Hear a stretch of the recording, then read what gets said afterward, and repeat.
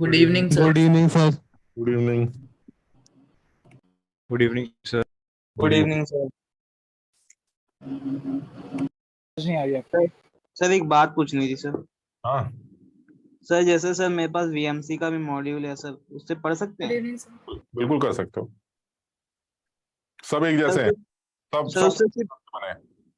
Sir उससे सिर्फ पढ़ना है, मतलब क्वेश्चन नहीं करता मैं उससे, पढ़ता हूँ बस। ट्यूशन भी कर सकते हो, उसमें कोई बुराई नहीं। वीएमसी का इंजीनियरिंग का जो मॉड्यूल है वो थोड़ा सा मुझे कम लेवल का लगता है। लेकिन थ्योरेटिकल पार्ट उस पर पढ़ सकते हो, और क्वेश्चंस की प्रैक्टिस करना चाहो तो क्वेश्चन की प्रैक्टिस भी कर सकते हो, लेकिन उससे एक एक्स्ट्रा लेवल तुम्हें एडवांस के लिए पढ़ना पड़ेगा। तो अभी के लिए क्योंकि अभी बहुत ज्यादा दिमाग नहीं लगा सकते, तो अभी के लिए आप उससे एक तैयारी कर सकते हैं, बिल्कुल कर सकते हैं। ओके। और थ्योरी देखो, थ्योरी में तो अब ये मैं तुम्हें कैसे बताऊं, मतलब हम तो 20 साल हो गया है ना, तो हमें पता है कि क्या हुआ है। तो इस पूरे खेल में मैं भी 2-3 जगह काम कर चुका हूं, तो मुझे आइडिया है, उधर से मैंने छापा, उधर से तुमने छापा, मिला के तैयार कर दिया। तो मुझे ऐसा लगता है इस पूरे खेल में जो सबसे अच्छा मॉड्यूल तैयार हुआ होगा लॉजिकली, वो होगा जो सबसे लास्ट में बना, क्योंकि उसको छापने के लिए बहुत कुछ मिल गया। तो उसने 10 लोगों से छाप लिया, और जो सबसे पहले बना था वो बेचारा अपने आप बना रहा होगा, मेहनत कर रहा होगा, उसमें दुनिया भर की एरर होंगी, दुनिया भर की गलतियां होंगी। तो जो सेकंड बना होगा उसने उन गलतियों को कम किया होगा, जो थर्ड बना होगा उसने और छाप छूप के कम किया होगा। तो जैसे जैसे आप पीछे जा रहे हैं वैसे वैसे मॉड्यूल्स का लेवल जो है वो इंप्रूव कर रहा होगा। लेकिन उसमें भी कुछ चीजें ऐसी कि एडवांस का क्योंकि लेवल चेंज हुआ है, एडवांस का लेवल क्योंकि डाउन आया है, तो एक पर्टिकुलर सर्कल इंटरवल के बाद जो मॉड्यूल्स बने हैं उनमें क्वेश्चंस का लेवल कम आया है, क्योंकि वो मॉड्यूल्स यही सोच के बनाए जाते हैं कि जो एग्जाम होगा वो किस लेवल का होगा। अननेसेसरी हीरो बनने की जरूरत नहीं। जैसे मान लीजिए किसी मॉड्यूल में बड़े बड़े सब्जेक्टिव सवाल दे रखे हैं, 15 सवाल बड़े बड़े ऐसे, अब देने की जरूरत ही नहीं। तो हम अपने मॉड्यूल में वो नहीं डालेंगे। क्यों डालेंगे? उसका फायदा ही नहीं है। बच्चे को अननेसेसरी घबराने और देख के साला ये 15-20 सवाल ऐसे बड़े बड़े पकड़ा दिए, बेवकूफी है। इसी कोई जरूरत नहीं है। तो अब उस हिसाब से भी मॉड्यूल्स चेंज होते हैं। बट थ्योरेटिकल पोर्शन का जहां तक सवाल है, आप किसी भी दुकान का आप मॉड्यूल देख सकते हैं थ्योरेटिकल डिस्कशन के लिए, उसमें कोई बुराई नहीं। और ऑर्गेनिक के लिए तो मेरा खास सजेशन ये है कि बुक्स पढ़ने में कोई बुराई नहीं है, लेकिन बुक्स में दिक्कत क्या है कि वो इतना ज्यादा फैला हुआ है कि अगर आप मान लीजिए अल्कोहल पढ़ना चाहते हैं तो कोई भी किताब ले, जेरी मार्च ले लिया आपने, या पाउला ब्रूस ले लिया, या मॉरिसन बॉयड ले लिया, कोई भी एक बुक ले लिया, उस बुक में जब आप अल्कोहल ढूंढना शुरू करेंगे तो आपको पहले पन्ने से लेकर लास्ट तक अल्कोहल की खुशबू आती रहेगी। समझिए आप, मतलब लास्ट तक अल्कोहल दिया गया। अब आपको ये नहीं समझ में आएगा कि साला जो अल्कोहल है वो है कहाँ। कहीं कोई प्रॉपर्टी दिख दी, कोई रिएक्शन लिख दी, कहीं अगले 10 पन्ने बाद कोई और, 100 पन्ने बाद कोई और, 200 पन्ने बाद कोई और। आप कहेंगे साला ये पूरा अल्कोहल फैला हुआ है, हम कहां से पढ़े यार, कितना पढ़े। तो इसलिए मॉड्यूल से कुछ थ्योरेटिकल चीजें पढ़ ली जाए, आप कुछ सवालों की प्रैक्टिस की जाए, और इससे ज्यादा कुछ करने की जरूरत भी नहीं पड़े। ठीक है ना? लास्ट क्लास में कहा की रिकॉर्डिंग नहीं आई sir. Reactions of phenol recording पहली वाली नहीं आई सर, पहले वाली नहीं आई यार, पहले वाले का नहीं पता, मतलब रिकॉर्डिंग तो आई जाती है, पीडीएफ में दिक्कत होती है। एक पीडीएफ शायद अभी नहीं आई होगी, लास्ट वाली अगर नहीं आई है तो। नहीं सर, सर, जो आधी बीच में क्लास हुई थी रिकॉर्डिंग ना, बंद करी थी ना आपने, तो उसके बाद वाली तो आ गई, पहले वाली नहीं आई है। अच्छा, जो हमने क्लास को मीटिंग एंड की थी वो वाली, उससे पहले वाली। हाँ सर, वो नहीं आई। रशियन हैकर्स आ गए थे। हाँ सर। अच्छा, ठीक ठीक ठीक, तो वो बोल देते हैं, इसका मतलब वो उन्होंने गलती से वही एक ही भेज दी होगी, दूसरी रह गई होगी। अभी अभी आज बोल देते हैं, अभी डल जाएगी। ठीक, अच्छा। सर लेक्चर का नेम चेंज नहीं करा आपने? क्या नहीं चेंज किया? लेक्चर नेम सर इलेक्ट्रोकेमिस्ट्री के नेम से ही आ रहा है वो। अरे तुम्हें वो जो ग्रुप का लिंक मिलता है वो इलेक्ट्रोकेमिस्ट्री के नाम से आता है। जो तुम अपने ऐप पर देखोगे वो अल्कोहल फिनॉल ईथर ही आएगा। ग्रुप इलेक्ट्रोकेमिस्ट्री था। अरे वो आज है, अभी रुक जाओ जरा। जैसे ही मैं अपडेट करता हूँ अपने लेक्चर नोट्स ना, तो खुद चेंज कर देता हूँ। तो अभी 1 या 2 ऐसे होंगे जिसमें इलेक्ट्रोकेमिस्ट्री लिखा होगा, मैं उसको चेंज कर दूंगा कि क्लास लास्ट होती है, फिर इसके बाद घर भाग जाते हैं तो वो भूल जाते हैं। तो जैसे ही मैं कल मॉर्निंग में यहाँ आऊंगा ना, तो वो लेक्चर नेम चेंज कर दूंगा। तो उसके पहले ईथर होंगे कि नहीं, तुमने देखा है वो? हाँ सर, वो पहले के थे। इसी तरह से मैं चेंज कर दूं। तुम इलेक्ट्रो चक्कर में पढ़ो, वो इलेक्ट्रो अल्कोहल फिनॉल ईथर है, वो मैं चेंज कर दूंगा। जब इलेक्ट्रो का आएगा तो इलेक्ट्रो डाल देंगे। चलिए आप फटाफट आते हैं आगे। कल कहां पर? Reactions of phenol. ठीक है, फिनॉल की रिएक्शंस के बारे में जो डिस्कशन कर रहे थे वो शायद एसिडिक हाइड्रोजन की रिएक्शंस कर रहे थे। और कल ये भी बात की कि फिनॉल जो है वो एक्टिव मेटल्स के साथ रिएक्ट करके हाइड्रोजन गैस लिबरेट कर सकता है, जो काम अल्कोहल भी कर सकते हैं और जो काम एसिड भी कर सकता है। दूसरी बात, फिनॉल जो है वो एल्कली के अंदर डिसॉल्व कर सकता है, लेकिन ये काम अल्कोहल नहीं कर सकता, लेकिन एसिड कर सकता है। याद है यहां तक? Yes yes sir.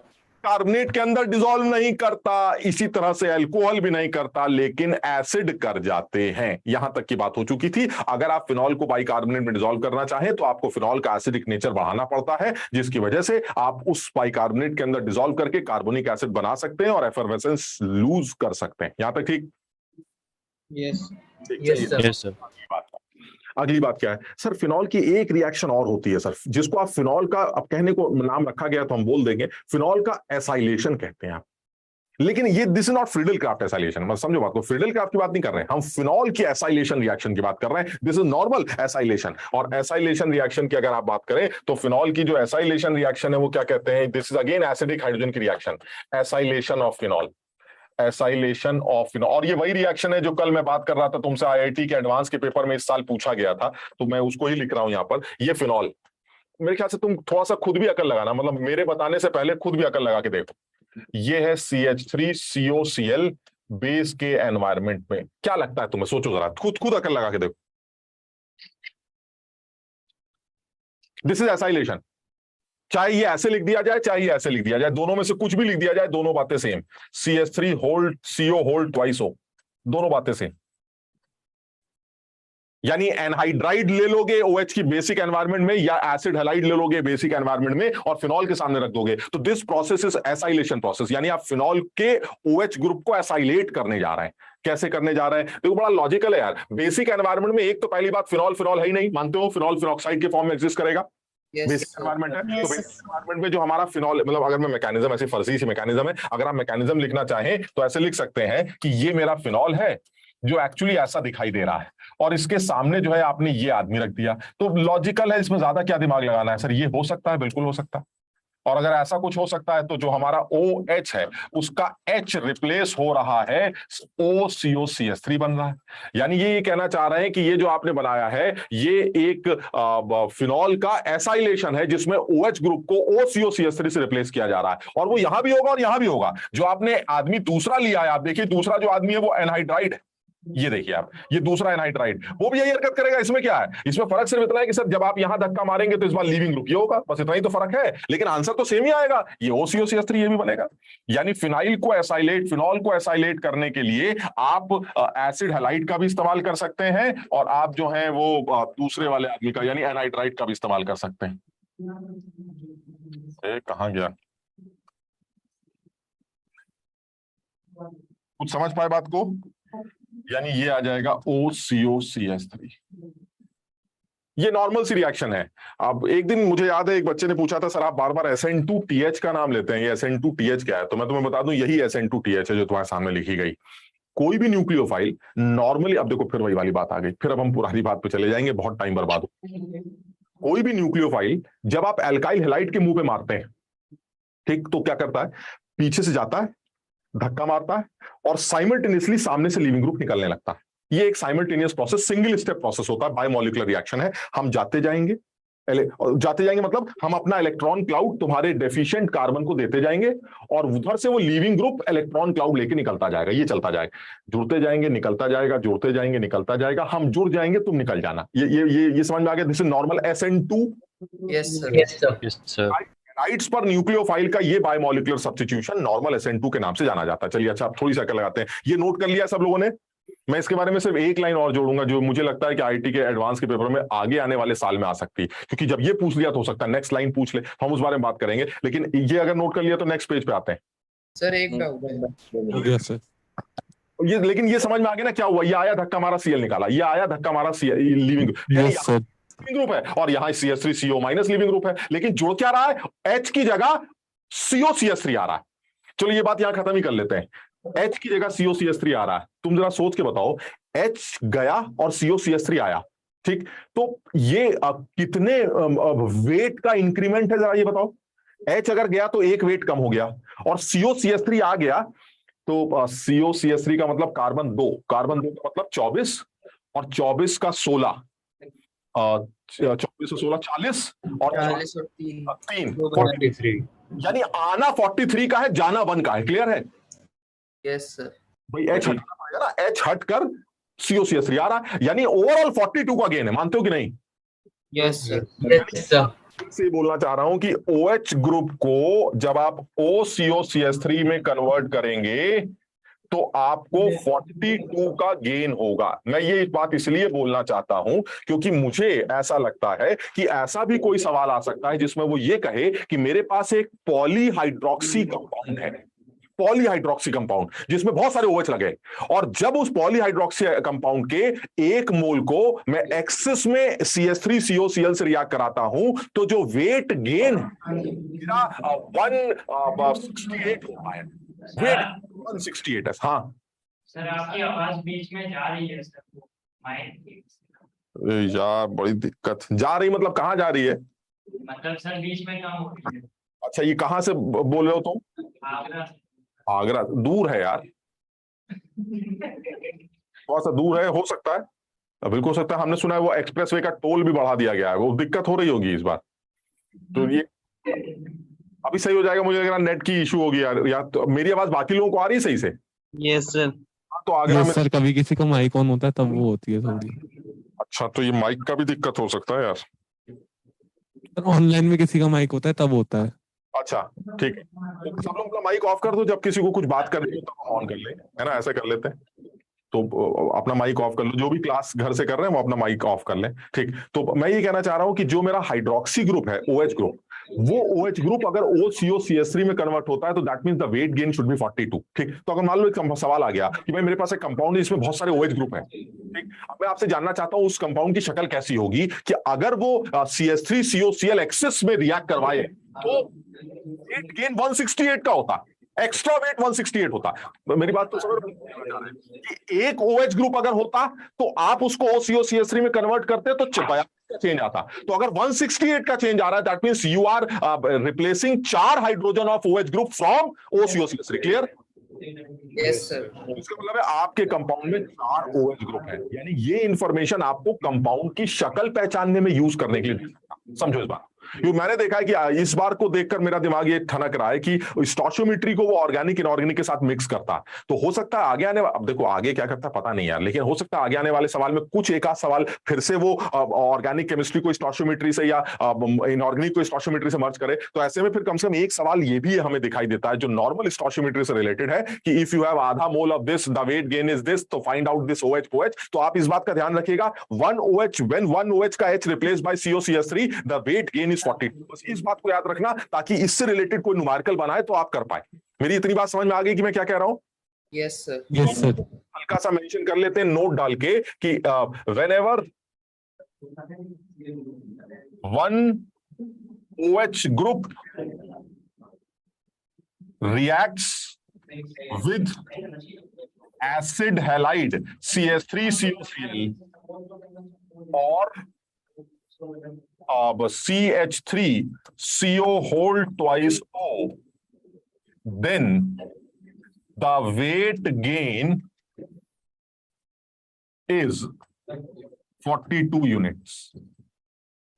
बस इस बात का ध्यान रखना। तो इसके अकॉर्डिंगली अब तुम समझदार हो, अगर कुछ सवाल बनाने की कोशिश करेगा, मुझे नहीं पता कैसे कर सकता है, लेकिन कोई भी सवाल बनाने की कोशिश करेगा तो एक आइडिया लग जाएगा। जैसे अगर आपको ये डाउट हो रहा है कि मेरे कंपाउंड में 4 ऑक्सीजन है, अब 4 ऑक्सीजन है तो मेरे दिमाग में क्या कहता है कि हो सकता है 4 OH ग्रुप लगे हों, तो अब या फिर एक रिंग लगी हो, वो जो भी डबल बॉन्ड इक्विवेलेंट को यूज करके जो भी, तो डाउट जब आ रहा हो तो उस टाइम पर आपका दिमाग क्या कहेगा, यार ऑक्सीजन तो है लेकिन अब वो ऑक्सीजन जो है डबल बॉन्ड O के फॉर्म में है या ऑक्सीजन खाली है और डबल बॉन्ड कार्बन के बीच में है या रिंग है या नहीं, वगैरह वगैरह। उस डाउट का एक सवाल को, उस डाउट को रिमूव करने का एक तरीका ये है कि वो बात बता दे कि भाई हमारे पास न जाने कितने OH ग्रुप हैं, ये नहीं पता, बट उस कंपाउंड की रिएक्शन जब मैं एक्सेस CH3COCl के साथ कराता हूं तो वेट में गेन जो है वो 84 का होता है। तो अगर वेट में गेन 84 का हुआ तो मैं समझ गया कि 2 OH हैं। तो जब 2 OH पता चल गए तो आपको फिर ये पता चल जाएगा बाकी लोग कैसे, बस हो ना। तो स्ट्रक्चर आइडेंटिफिकेशन में या फिर न्यूमेरिकल में इसका यूज कर सकते। आगे बढ़े भाई, समझ में आगे बात? Sir yes sir. सर वो बाइकार्बोनेट वाली रिएक्शन से एक चीज पूछनी है। अगर हमारे पास फिनॉल है और उसकी ऑर्थो पैरा तीनों पोजीशन पर नाइट्रो ग्रुप लग रहा है तो रिएक्शन प्रोसीड करेगी या नहीं?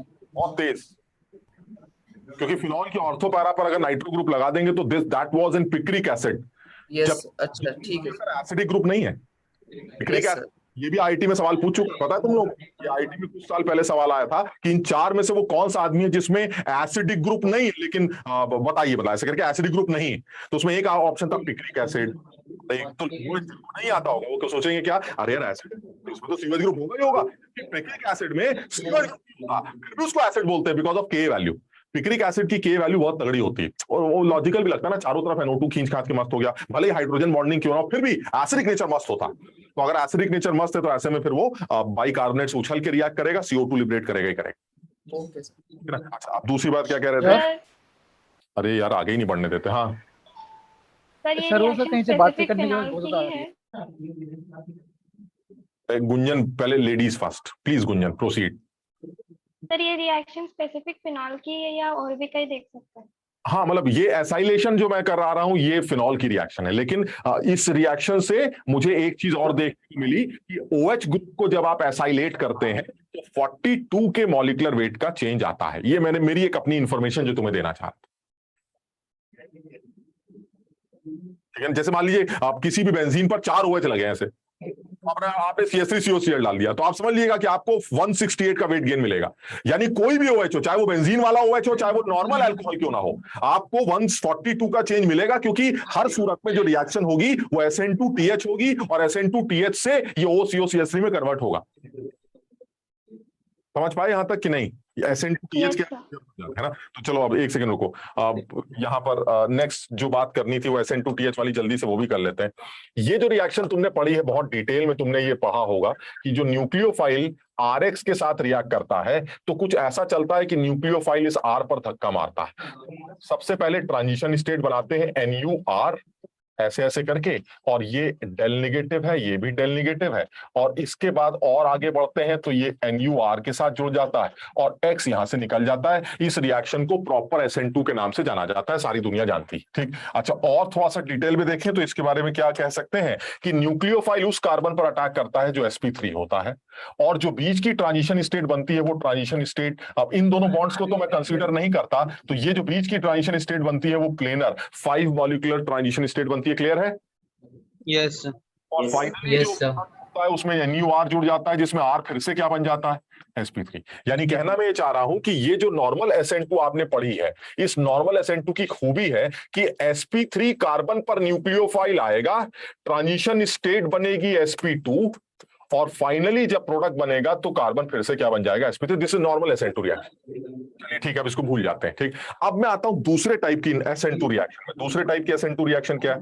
दूसरे टाइप की SN2 ये है कि जिसमें न्यूक्लियोफाइल से मैं फिर से धक्का लगवा रहा हूं इस तरह के आदमी के अंदर। किस तरह के आदमी के अंदर?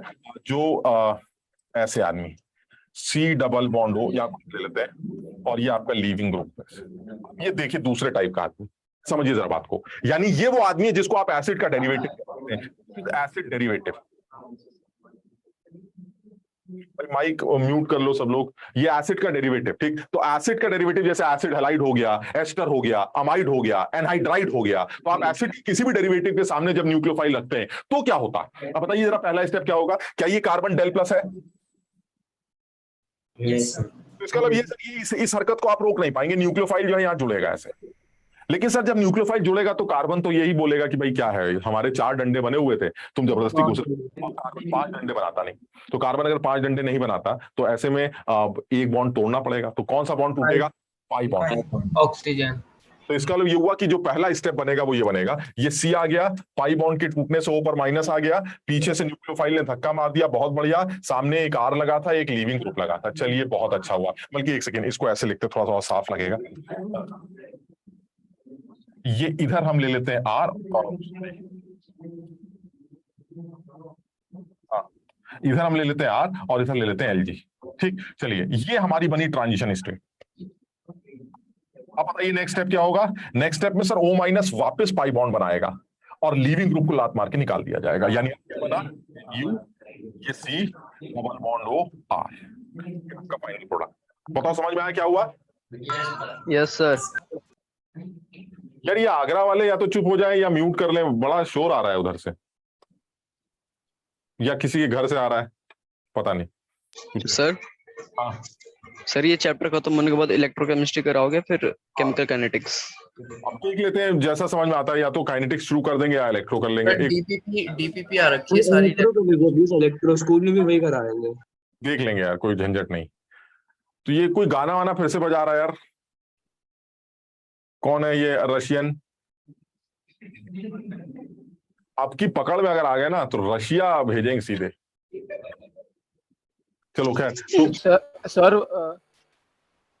वो हाँ। बातों की आवाज बहुत ज्यादा आ रही है, डिस्टरबेंस बहुत ज्यादा क्रिएट हो रही है। ये कहाँ से आ रही है लेकिन? पता नहीं सर। ये तो सर सेंटर से आ रही है। सूर्याज तुम्हारे बोलने से डिस्टर्बेंस हो रही है।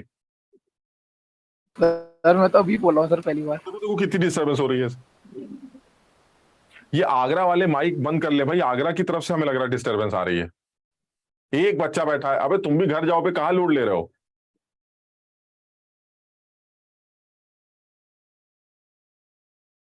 एक आदमी क्लास करता है, बताइए।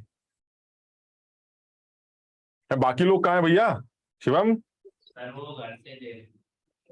ये बेवकूफ बनाते हैं, वो घर से भी क्लास नहीं लेते हैं। तुम्हें ऐसे कहते होंगे घर से लेते, कोई नहीं है। बताओ, अभी देखो मैं पूछता हूं, है कोई आगरा वाला घर से क्लास कर रहा है? देखिए कोई नहीं। तुम्हें बेवकूफ बना रहे, तुम्हें जबरदस्ती, तुम भी ऐश करो, कहाँ चक्कर में पड़ो यार। तो अब ये कहना चाह रहे हैं। और मुझे याद है कि जब हम पिछली बार आगरा में गया था तो तुम लोगों ने बैंड बजा दी थी मेरी कि सर क्लास लेना शुरू कर दो, क्लास लेना शुरू कर दो। और जिस दिन पहले दिन मैंने क्लास ली उस दिन एक भी नहीं आया। सर मैं सर डेली आ रहा हूँ, एक भी दिन एब्सेंट नहीं हुआ सर जब से आप। और भी 5-7 लोग थे जिन्होंने बड़ी गुहार मचाई थी कि सर क्लास ले लो, क्लास ले लो, और उसके बाद से आना बिल्कुल बंद है, एकदम सन्नाटा, एकदम मस्त एकदम। सर इंदिरापुरम पे 2 बच्चे रोज आते हैं। हाँ, यहाँ पे आ जाओ। 2 बच्चे हमेशा आते हैं बिल्कुल। एक में ऑनलाइन रोज और एक ऑनलाइन करता है ना, ऐसा ही है ना, 3 लोग हमेशा रेगुलर रहते हैं। Yes sir. बहुत बढ़िया। तो क्लास देखो, अब कुछ दिन की बात बची हुई है ना, तो क्लास तो करनी चाहिए। अब जितना भी समझ में आए, अब कोशिश कर रहे हैं, और उसके बाद रिवीजन भी करेंगे थोड़ी चीजों का, तो और पक्का हो जाएगा। अब जैसे ये सब चीजें जो हम कर रहे हैं पुरानी बात है हमारी, अब पुरानी बात को एक बार दोबारा दोहरा रहे हैं। तो अब जो दोबारा बात कर रहे हैं उसको जरा समझो। कर क्या रहे हैं? कर ये रहे हैं कि सर देखिए ऐसा, इन दोनों रिएक्शंस को कंपेयर कर रहे हैं। ऊपर वाली रिएक्शन का नाम आपने SN2 रखा क्योंकि ये सीन था। चलिए ठीक है, मैं इस सीन को SN2 बोलूंगा। जब कभी भी ऐसा कुछ होगा तो SN2 कैसा धक्का पड़ेगा sp3 पर, ट्रांजिशन स्टेट sp2 बनेगी और फिर से बन जाएगा sp3। Sir this is SN2 sir, बात खत्म। एल्काइल हैलाइड्स ऐसे ही करते हैं सर। ठीक, अब मैं आता हूं अब एसिड के डेरिवेटिव्स के अंदर। एसिड्स के डेरिवेटिव के अंदर भी वही खूबी है जो एल्काइल हैलाइड्स के अंदर होती है। देखिए ये देखिए, डेल प्लस चमक रहा है, बहुत बढ़िया। ये देखिए हमारा भी डेल प्लस चमक रहा है। उधर पीछे न्यूक्लियोफाइल धक्का मार सकता है, हाँ हमारा भी न्यूक्लियोफाइल धक्का मार सकता है। जब हमारा न्यूक्लियोफाइल धक्का मारेगा तो ट्रांजिशन स्टेट प्लेनर बनेगी, लेकिन जब हमारा न्यूक्लियोफाइल धक्का मारेगा तो ट्रांजिशन स्टेट टेट्राहेड्रन बनेगी। बस ये फर्क। क्या फर्क है? फर्क यह है कि अब न्यूक्लियोफाइल ने कार्बन पर धक्का मारा जो sp2 है, जस्ट उल्टा समझना जरा। Now this is sp2 and this is sp3, the transition state is tetrahedron and this carbon is again sp2। यानी ये वो न्यूक्लियोफिलिक सब्स्टिट्यूशन रिएक्शन। आप देखिए न्यूक्लियोफाइल ने लीविंग ग्रुप को सब्स्टिट्यूट ही तो किया है। यहां भी न्यूक्लियोफाइल लीविंग ग्रुप को सब्स्टिट्यूट कर रहा है, यहां भी न्यूक्लियोफाइल लीविंग ग्रुप को सब्स्टिट्यूट कर रहा है। लेकिन यहां पर जो सब्स्टिट्यूशन है उस सब्स्टिट्यूशन में ट्रांजिशन स्टेट टेट्राहेड्रन बनती है, इसलिए ये न्यूक्लियोफिलिक सब्स्टिट्यूशन नॉर्मल सब्स्टिट्यूशन से डिस्टिंग्विश करने के लिए SN2TH के नाम से जानी जाती। यानी this is SN2, TH means tetrahedron transition state. यानी ये SN2 एसिड्स के डेरिवेटिव्स दिखाते हैं जिसमें न्यूक्लियोफिलिक सब्स्टिट्यूशन बिल्कुल उसी तरह से हो रहा है जैसे ऊपर हो रहा था। वो भी बायोमोलिकुलर रिएक्शन थी, ये भी बायोमोलिकुलर रिएक्शन है। उस केस में भी ट्रांजिशन स्टेट बनती थी, इस केस में भी ट्रांजिशन स्टेट बनती है। सिर्फ फर्क इतना है, वहां की ट्रांजिशन स्टेट प्लेनर थी, हमारी ट्रांजिशन स्टेट टेट्राहेड्रन है। वहां जिस कार्बन पर अटैक होता था वो टेट्राहेड्रन था, यहां जिस कार्बन पर अटैक होता है वो प्लेनर। Just reverse. यानी इस बार जो चेंज है वो क्या हो रहा है? धक्का पड़ा sp2 पर, ट्रांजिशन स्टेट बनी sp3 और फिर से बने आप sp2। This is SN2TH। बस बताओ, समझ गए सब लोग? इसमें डायरेक्ट धक्का क्यों पड़ा? 3 डंडे ही पड़ते हैं ना, अगर धक्का पड़ता नीचे तब भी। ये वाला जो सीन है वो SN2 है और ये वाला जो सीन है हमारा वो SN2T। बस इतना फर्क।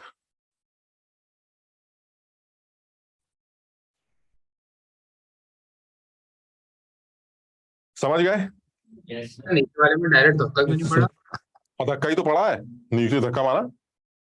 सर मतलब लिविंग ग्रुप डायरेक्ट क्यों नहीं गया ऊपर वाले? देखो बोलने को बोल सकते हो कि न्यूक्लियोफाइल आएगा लिविंग ग्रुप जाएगा, लेकिन तुम बताओ ना, सिग्मा बॉन्ड पहले टूटेगा पाई बॉन्ड? पाई पे नहीं पाई बॉन्ड टूटेगा। पाई बॉन्ड जब दोबारा बनेगा, जो कि ऑब्वियसली स्लो सा स्टेप होगा, तो उल्टा भी होगा, मतलब ये अंदर आएगा तो न्यूक्लियोफाइल वापस निकल जाएगा, यानी रिवर्सिबल स्टेप तो होगा ही होगा, लेकिन इसके अंदर आने से लीविंग ग्रुप भी निकल सकता है, and that is the procedure process of the reaction. So ultimately reaction का प्रोग्रेस इसी तरह से दिखाई दे। ये हमारी SN2TH, यानी याद ये नहीं है, ये इतनी इंपॉर्टेंट बात नहीं। इंपॉर्टेंट बात क्या है, अल्काइल हैलाइड्स न्यूक्लियोफाइल्स के साथ बायोमोलिकुलर सब्स्टिट्यूशन रिएक्शन देते हैं, हाँ देते हैं। एसिड्स के डेरिवेटिव्स भी न्यूक्लियोफाइल्स के साथ क्या बायोमोलिकुलर सब्स्टिट्यूशन रिएक्शन देते हैं, हाँ देते हैं। तो फिर इन दोनों बायोमोलिकुलर सब्स्टिट्यूशन रिएक्शंस में अंतर क्या है? अंतर सिर्फ इतना है, एक SN2TH एक सब्स्टिट्यूशन रिएक्शन ऐसी है जिसमें ट्रांजिशन स्टेट प्लेनर बनती है, और एक ऐसी न्यूक्लियोफिलिक सब्स्टिट्यूशन रिएक्शन है जिसमें ट्रांजिशन स्टेट टेट्राहेड्रल बनती है। तो जहां टेट्राहेड्रल बनती है उसको TH बोल देते हैं, और वो एसिड्स के डेरिवेटिव्स में देखने को मिलता है। बस खत्म, इतनी सी बात। ठीक, अच्छा इसी में हाँ सर आप सर बता देते हो सर, पता चल जाता है सर, लेकिन जब हम क्वेश्चन करने बैठते हैं तो ये नहीं पता चलता कौन सा मैकेनिज्म लगेगा। थोड़ा सा आएगा, ये सब धीरे धीरे आएगा। तुम क्वेश्चंस का लेवल थोड़ा हल्का रखो, पहले हल्के लेवल के सवाल लगाना, फिर मुश्किल लेवल के सवाल लगाना। पहले ही बम फोड़ोगे तो दिक्कत आएगी, क्योंकि हल्के लेवल के सवालों में इतनी टेंशन तो कभी भी नहीं होती कि ये कौन सी मैकेनिज्म चल रही है। थोड़ा बहुत चलता है यार, कार्बोकेटाइन को देख के SN1 बोल देते हैं, लेकिन जो बहुत मुश्किल सवाल होंगे या ज्यादा अच्छे लेवल के सवाल, उसमें थोड़ा सा दिक्कत आती है, लेकिन धीरे धीरे करके वहां तक भी पहुंचोगे। बट बेसिक लेवल को ही पहले क्लियर करना, तभी आगे बढ़ना। और वो मॉड्यूल से ही मेरा सजेशन है कि मॉड्यूल से पहली एक एक्सरसाइज जो है, एक दो लेवल जो भी दे रखे हैं उसको पहले कवर करो, उसके बाद किसी बुक को करना चाहो तो कर सकते हो। ओके है ना? अच्छा, अब जरा एक सेकंड रुकना, जरा फिर से अब जी, अब क्योंकि ये बात हुई तो एक बात और याद आ गई। तुमने SN1 कर ली, SN2 कर ली, तुम्हारे सामने SN2TH भी आ गई। एक और रिएक्शन की बात कर रहे हैं, SN2 प्राइम। ये रिएक्शन सुनी तुमने, SN2 प्राइम? No sir. उसके बारे में? No sir. बड़ी यूनिक रिएक्शन है, हम अगर ना भी लिखे तो भी तुम जवाब दे सकते हो। देखो अभी देखो कैसे जवाब दोगे। अब ये जो रिएक्शन है, एक आदमी ले लेते हैं, मान लीजिए ये ले लेते हैं CH2 double bond CH single bond CH2 और मान लीजिए Br। तुम ये पहचान पा रहे हो कि ये आदमी न्यूक्लियोफिलिक सब्स्टिट्यूशन कर सकता है कि नहीं? जरा सोच के जवाब दो। कर सकता है। खुश है कर सकते सर। SN2 की बात कर रहा हूं, क्या खुश है ये? क्या ये SN1 कर सकता है? Yes sir. ओ सर, उछल के करेगा SN1, क्यों, क्या दिक्कत है? कार्बोकेटाइन बनेगा, मस्त बनेगा, रेजोनेंस स्टेबलाइज। ठीक, क्या ये SN2 कर सकता? ये SN1 अच्छी करेगा या SN2? सर SN1 इसका सवाल गलत है सर, सवाल सही नहीं है। ये अच्छा खराब SN2 रिएजेंट पे डिपेंड। अच्छा खराब इज रिलेटिव। अच्छा खराब तो रिलेटिव होता है सर। माहौल बताइए कैसा है ना? अगर आपको लगता है माहौल ऐसा माहौल है कि मैं SN1 कर सकता हूं, यानी पोलर प्रोटिक मीडियम ऐसे आपने ले रखा है, तो उस केस में सर मैं SN1 करने की बात करूंगा। और अगर आपने माहौल जो है ऐसा ले रखा है जो पोलर ए प्रोटिक है या फिर इंटेंस निगेटिवली चार्ज न्यूक्लियोफाइल की प्रेजेंस है, तो ऐसे में सर मैं SN2 के बारे में सोचूंगा। तो मैं तुमसे सिर्फ इतना पूछना चाह रहा था कि ये आदमी SN1 में आगे बढ़ता है कि नहीं। तो अब आपको सवाल ये पूछना चाहिए, सर किसके रेस्पेक्ट में बात कर रहे हैं कि ये आगे डोमिनेट करेगा कि नहीं। तो बड़ा क्लियर है कि ये जो आदमी है ये एलाइलिक हैलाइड है, इसको आप एलाइलिक हैलाइड कहते हैं। ये एलाइलिक हैलाइड, और जो एलाइलिक हैलाइड्स होते हैं ये ज्यादा SN1 रिएक्शन, पहले SN1 की बात करते हैं, ये ज्यादा SN1 रिएक्शन शो करते हैं as compare to alkyl halides. ये आप एल्काइल हैलाइड ले लीजिए कोई, दिस इज एल्काइल मान लेते हैं, नॉर्मल हैलाइड जो होता है एल्काइल हैलाइड। और ये ज्यादा अच्छी शो करते हैं विनाइलिक हैलाइड्स। विनाइलिक हैलाइड का मतलब डबल बॉन्ड पर ही PR लगा दिया आपने, दिस इज विनाइलिक पोजीशन। तो ये हमारा विनाइल हैलाइड। तो अब अगर मान लीजिए मैं इन तीनों हैलाइड्स में तुमसे SN1 या का कंपैरिजन पूछूं, this is allylic, this is alkyl and this is vinyl, तो SN1 का रेट का ऑर्डर क्या बनना चाहिए? चलो पहले यही वाली बात फटाफट कर लेते हैं, फिर अपनी मुद्दे पे आएंगे। SN1 का ऑर्डर क्या बनना चाहिए, जल्दी से बताओ। SN1 का ऑर्डर 1 2 3 एलाइलिक। SN1 का ऑर्डर कार्बोकेटाइन बताएगा सर, और कार्बोकेटाइन में से खत्म कर लिए, this is resonance stabilise carbocation, stable carbocation है सर, ये SN1 अच्छी करेगा, बहुत बढ़िया। और ये सर ठीक है, ठीक है, जैसे ये सर ये मना करेगा, ये मना करेगा। क्यों मना करेगा? क्योंकि सर एक तो ये कार्बोकेटाइन ठीक नहीं लगता, दिख रहा है कि नहीं? Yes sir. कैरेक्टर ज्यादा है, और जिस कार्बन का एस कैरेक्टर ज्यादा होता है उसकी निगेटिविटी भी ज्यादा होती है, उस निगेटिव कार्बन पर प्लस चार्ज, मजा नहीं आएगा। और दूसरा ये कि ब्रोमीन क्या बोलेगा, अबे मैं कौन सा जाना चाह रहा हूं, पाई बॉन्ड कैरेक्टर है हमारे बीच में, रेजोनेंस हो रही है, तो इसके लिए ये सर ये मजा नहीं आया। तो सर यहाँ का कार्बोकेटाइन अच्छा नहीं है, इसलिए SN1 खराब। तो SN1 में कौन जीता? SN1 में एलाइलिक जीता, यानी SN1 में जीता एलाइलिक, उसके बाद आया एल्काइल और लुट गया विनाइल। यहां तक ठीक है? अब कह रहा है कि चलिए SN2 के ऑर्डर की बात करिए, तो ये तो SN1 का हो गया। चलिए अब SN2 की बात करते हैं। SN2 का ऑर्डर कैसे बनेगा और कौन बनाएगा? हम इसके दो एक्सप्लेनेशन दे सकते हैं, लेकिन मेरे हिसाब से तो एक ही एक्सप्लेनेशन से काम चला लेंगे। अगर आप SN2 की बात करेंगे तो कौन जीतेगा? कौन जीतेगा सर ये तो नहीं पता, लेकिन हारेगा कौन वो क्लियर, यही हारेगा इस बार भी, यही हारेगा। विनाइलिक क्यों हारेगा सर? SN2 किसे कहते हैं? आना और जाना एक साथ चल रहा होगा। बिल्कुल सही सर, मैं आना ही नहीं चाहता। क्यों नहीं आना चाहते? अच्छा देखिए ना, यहां आऊंगा तभी तो आप जाएंगे, मैं आऊंगा ही नहीं। पाई इलेक्ट्रॉन डेंसिटी याद है हमने बात की थी, alkyl aryl halides biomolecular substitution नहीं कर सकते क्योंकि ना आना पॉसिबल ना जाना पॉसिबल। ये वही तो है, ये बेंजीन जैसा ही तो, आप समझिए ना बात को। ये देखिए बेंजीन बन गई, समझ पा रहे हो कि नहीं? Yes sir. ये वही हैलाइड है सर, ये बेंजीन वाला, बेंजीन मतलब डबल बॉन्ड वाला ये हैलाइड है। और डबल बॉन्ड वाला हैलाइड से मजा नहीं आता। वो कहता है भाई तुम आओगे नहीं, तुम आ ही नहीं सकते। क्यों? क्योंकि अगर तुम आओगे तो ऊपर से आओगे, कि प्लेनर है, ऊपर से आओगे। ऊपर से कैसे आओगे? ऊपर तो पाई इलेक्ट्रॉन्स है। ये पाई इलेक्ट्रॉन डेंसिटी ऐसी तो होती है, अगर तुम्हें याद हो, ये ऐसी तो होती है ऊपर की तरफ ऐसे।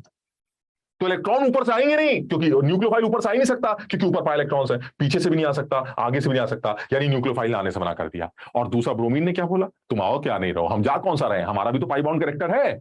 यानी ना तुम आना चाहते ना हम जाना चाहते। SN2 गई भाड़ में। बताओ clear? Yes sir. Vinylic halide फिर हार गए, बिल्कुल। SN2 में भी हार गए। कुछ बेवकूफ बच्चे कहते हैं कि विनाइलिक हैलाइड अगर SN1 में हार गए तो SN2 में जीत जाते होंगे। जिनकी SN1 अच्छी होती है उनकी SN2 खराब। ये क्या बदतमीजी होती है? जिनकी SN1 अच्छी होती है उनकी SN2 भी अच्छी हो सकती है। That depends on the environment, कि रिएक्शन का एनवायरमेंट कैसा है। तो अगर ये तीनों लोग SN2 में इन्वॉल्व होते तो विनाइलिक फिर हार जाता। चलिए ठीक, अब आती है बात एलाइलिक और एल्काइल में SN2 की दौड़। अब कौन जीते? एलाइलिक और एल्काइल में SN2 की दौड़। कार्बोकेटाइन वाला मैकेनिज्म समझ में आता है, दैट वाज SN1। तो उसमें तुम सब पढ़े लिखे हो, तुम्हें आइडिया है कि सर SN1 में एलाइलिक हैलाइड जीत जाएगा, कार्बोकेटाइन अच्छा बनता है, रेजोनेंस। यहां तो एस कार्बोकेटाइन की बात ही नहीं, तो यहां तो धक्के धुक्के वाली बातें चल रही। और धक्के धुक्के वाली बातों में एक एक्सप्लेनेशन में सरकारी एक्सप्लेनेशन दे सकता हूं, बिल्कुल सीधा और बड़ा लॉजिकल, साफ समझ में आता है। न्यूक्लियोफाइल का धक्का जो है ऊपर आसानी से पड़ सकता है, क्योंकि ऊपर का डेल प्लस बड़ा, और नीचे धक्का मुश्किल से पड़ेगा क्योंकि नीचे का डेल प्लस कमजोर। सबसे समझ पा रहे हो क्यों कह रहा हूं ऊपर का डेल प्लस बड़ा है? Because of the S character of बगल वाला कार्बन, ठीक है ना। यानी बगल वाले कार्बन का एस कैरेक्टर ज्यादा है, ये sp2। अगर इसका एस कैरेक्टर ज्यादा होगा तो ये पुल करेगा तो फिर यहां प्लस बढ़ेगा तो न्यूक्लियोफाइल का अप्रोच इजी होगा। क्लियर? यानी सरकारी एक्सप्लेनेशन दिया जा सकता है, और अकॉर्डिंग टू सरकारी explanation again the order will be same. यानी जो ऑर्डर आपने SN1 का लिखा है, the order will be same, allylic. लेकिन अब फिर वही वाली बात आती है कि अगर इतना किया है तो मैं एक टेक्निकल एक्सप्लेनेशन जो है वो देना तुम्हें चाह रहा हूं, ताकि कभी वो लिखा मिले तो तुम उसको टिक कर देना बस, और तुम उस ज्यादा डिटेल में घुसने की कोशिश मत करना। मैं एक टेक्निकल एक्सप्लेनेशन ये देता हूं, ये तो ठीक है विनाइलिक यहां भी खराब है, विनाइलिक यहां भी खराब है, लेकिन एलाइलिक यहां क्यों खराब है, यहां क्यों जीता, इसका बताने का एक रीजन, इसका एक्सप्लेनेशन का एक तरीका है कि जो एलाइलिक हैलाइड्स, तुम्हें बताओ SN2 के बारे में मैंने भी तुमको बताया था एक बार, SN2 अच्छी हो रही है या खराब हो रही है, ये सब ट्रांजिशन स्टेट की एनर्जी तो डिसाइड करती थी। ट्रांजिशन स्टेट की एनर्जी जितनी ज्यादा होगी उतना ज्यादा गैप बढ़ जाएगा, और जितना ज्यादा गैप बढ़ जाएगा रेट खराब हो जाएगा। यानी क्योंकि बायोमोलिकुलर रिएक्शन है, सिंगल स्टेप रिएक्शन है, तो इसमें जो भी कुछ डिसाइड करेगा वो ग्राउंड लेवल से ट्रांजिशन लेवल का डिफरेंस डिसाइड करेगा। वो सारे फैक्टर जो ये डिफरेंसेस को बढ़ाते हैं रेट को गिराते हैं, और वो सारे फैक्टर जो इस डिफरेंसेस को कम करते हैं रेट को बढ़ाते हैं। याद है ये वाली बात हम लोगों ने डिस्कस की थी एक बार? Yes sir. यहीं पर मैं ये कहना चाह रहा हूं कि जो एलाइलिक हैलाइड की ट्रांजिशन स्टेट बनती है SN2 रिएक्शन, वो एल्काइल हैलाइड की ट्रांजिशन स्टेट से बेटर होती है, क्योंकि एलाइलिक हैलाइड की transition state adjacent p orbitals के साथ ओवरलैप होती है, जिसकी वजह से एनर्जी रिलीज होती है। ये एक टेक्निकल एक्सप्लेनेशन है, मैं तुम्हें लिख के या बना के दिखा भी देता हूं, लेकिन तुम इसको सिर्फ याद रखना। यानी अगर मैं एल्काइल हैलाइड की बात करता हूं तो एल्काइल हैलाइड ये था, जरा अपने आप समझना। एल्काइल हैलाइड जो था वो ये था जिसकी ट्रांजिशन स्टेट ऐसे बनेगी, ये न्यूक्लियोफाइल जुड़ रहा है और ये लीविंग ग्रुप यहां से निकल रहा है, जो भी था हमारा Br डेल नेगेटिव, ठीक। और ये मेरी ट्रांजिशन स्टेट, ये ट्रांजिशन स्टेट बताओ ठीक कर रहा है? ये समझ में आई ट्रांजिशन स्टेट एल्काइल हैलाइड की? न्यूक्लियोफाइल कार्बन पे आता जा रहा है, लीविंग ग्रुप जाता जा रहा है, सर ये ट्रांजिशन स्टेट। अब जरा यही ट्रांजिशन स्टेट एलाइलिक हैलाइड की बनाते हैं। ये देखिए एलाइलिक हैलाइड की ट्रांजिशन स्टेट कैसे बनेगी, वो ये CH H, और यहां पर भी यही होगा, ये न्यूक्लियोफाइल आता जाएगा तो इस पर डेल नेगेटिव आएगा, और यहां से Br जाता जाएगा तो इस पर भी डेल नेगेटिव आएगा। और ये ट्रांजिशन स्टेट है आपके एलाइलिक हैलाइड में, अभी अभी पूरी नहीं बनी। यहां भी H था, यहां भी H था, यहां पर भी एक H था, और इनके बीच में पाई बॉन्ड था। ये देख पा रहे हो कि नहीं सब लोग क्या चल रहा है? ये ट्रांजिशन स्टेट देखो जरा एक बार, यही तो था। देखो इसको देखो, this is CH2, C double bond CH, C, Br जा रहा है, न्यूक्लियोफाइल आ रहा है। बताओ समझ पाए? यही ट्रांजिशन स्टेट है। Yes sir. और इसकी जो ट्रांजिशन स्टेट है वो तो बिल्कुल सीधी दिख रही है, CH3, CH2, CH2, Br जा रहा है और हम आ रहे हैं। ये आपकी ट्रांजिशन स्टेट हो गई। ये इसकी हो गई, ये इसकी हो गई। तो मैं सिर्फ ये टेक्निकल एक्सप्लेनेशन ये देना चाह रहा हूं कि द ट्रांजिशन स्टेट की stability is the final deciding factor of any SN2 reaction. बोलने के लिए आप कुछ भी बोल दीजिए, बट जो हर सवाल का एक ही रीजन है SN2 का, कि जिस रिएक्शन SN2 रिएक्शन में ट्रांजिशन स्टेट और ग्राउंड लेवल की एनर्जी का डिफरेंस कम होता है, वहां रिएक्शन फास्ट चलती है। और इस बार ट्रांजिशन स्टेट ज्यादा स्टेबल बन रही है, it is only because of partial overlapping. यानी ये जो ट्रांजिशन स्टेट बनी है, ये बगल के p orbital adjacent p orbitals के साथ पार्शियली ओवरलैप्ड होती, जिसकी वजह से एनर्जी रिलीज होती है, और उस रिलीज एनर्जी की वजह से इस ट्रांजिशन स्टेट की एनर्जी थोड़ी गिर जाती। और इसलिए एलाइलिक हैलाइड्स को SN2 में भी जिता दिया जाता है because of the stability of transition state, और SN1 में भी जिता दिया जाता है because of the stability of the carbocation. So allylic halides, they are more prone towards any kind of substitution reaction, either by 1 और आइदर बाय 2। कुछ समझ पाए बात? तो ओवरलैपिंग कैसे हो रही है? नहीं वैसे मत समझो, मतलब हमने बोला था ना, टेक्निकली समझने की कोशिश करो। ये जो बगल का p ऑर्बिटल है और जो ये वाले p ऑर्बिटल, ये इंटरैक्ट करते हैं, इस इंटरेक्शन से एनर्जी निकलती, यानी जो इलेक्ट्रॉन क्लाउड है ये आपस में इंटरैक्ट कर सकता है, और इस इंटरेक्शन से ही एनर्जी रिलीज होती। और अगर एनर्जी रिलीज हुई तो फिर इसकी खुद की एनर्जी कम हो जाएगी, कम होते ही रेट बढ़े। ये काम यहां नहीं हो सकता। यानी आप इसको थ्योरेटिकली कैसे एक्सप्लेन करते हैं, वो डेल प्लस की वजह से कर सकते हैं, जो अभी हमने पहले बताया। और अगर आप किताबी एक स्टेटमेंट दे दिया जाए कि भाई SN2 रिएक्शन एलाइलिक हैलाइड इसलिए अच्छे करते हैं क्योंकि उनकी ट्रांजिशन स्टेट ज्यादा स्टेबल है due to partial overlapping with the एडजेसेंट p ऑर्बिटल, तो वो ज्यादा सही सिचुएशन, मतलब वो भी एक ऑप्शन है जो सही माना जाए।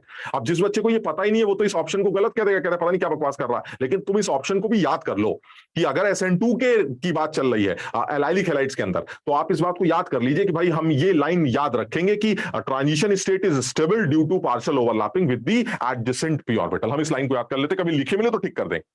बाकी अपना सरकारी वाला तरीका तो यही, ये देखिए डेल प्लस वाला, यहाँ का डेल प्लस छोटा है, यहाँ का डेल प्लस बड़ा है, क्योंकि यहाँ का एस कैरेक्टर ज्यादा है। तो अगर एस कैरेक्टर ज्यादा होगा तो वो खींचेगा तो डेल प्लस बड़ा हो जाएगा, डेल प्लस बड़ा हो जाएगा तो न्यूक्लियोफाइल का अप्रोच आसान हो जाएगा, SN2 बढ़ जाएगी। बताओ यहाँ तक समझे बात? Yes sir. अच्छा, आप ये तो चलिए एलाइलिक,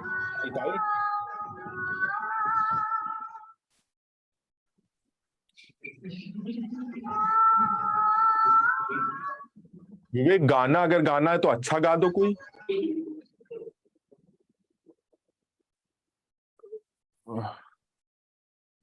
ठीक, तो अब ये सर वो गलती से माइक ओपन हो गया था, सॉरी। अच्छा, लेकिन एक बात है गुरु, अब पढ़ते वक्त तुम गाना सुन रहे हो ये हमें पता चल गया। नहीं सर, वो टीवी ऑन था इसलिए। ये भी हमें पता चल गया तुम पढ़ते वक्त टीवी देख रहे हो। ये तो कमाल हो गया, पढ़ते वक्त आदमी माइक भी चल रहा है, टीवी भी चल रहा है, गाने भी चल रहे हैं। बहुत बढ़िया, क्या पढ़ाई चल रही, बहुत बढ़िया है। तो टीवी में ज्यादा ध्यान है कि पढ़ भी रहे हो? सर वो एक ही रूम है ना, इसलिए। एक रूम में टीवी कौन देख रहा है?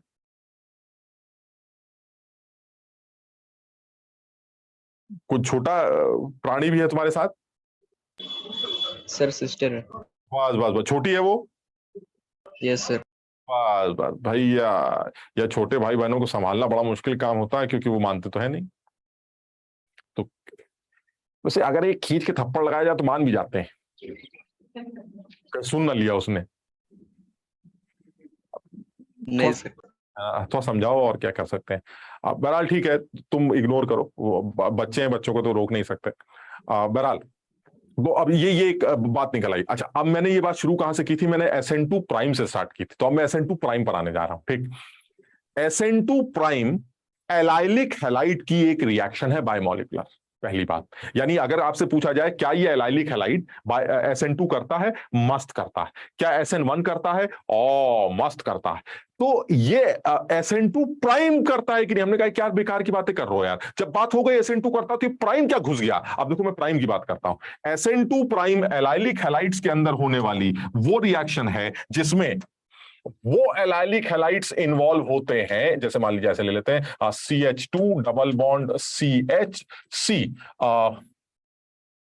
पहले सीधी से बात कर लेते हैं, CH2Br।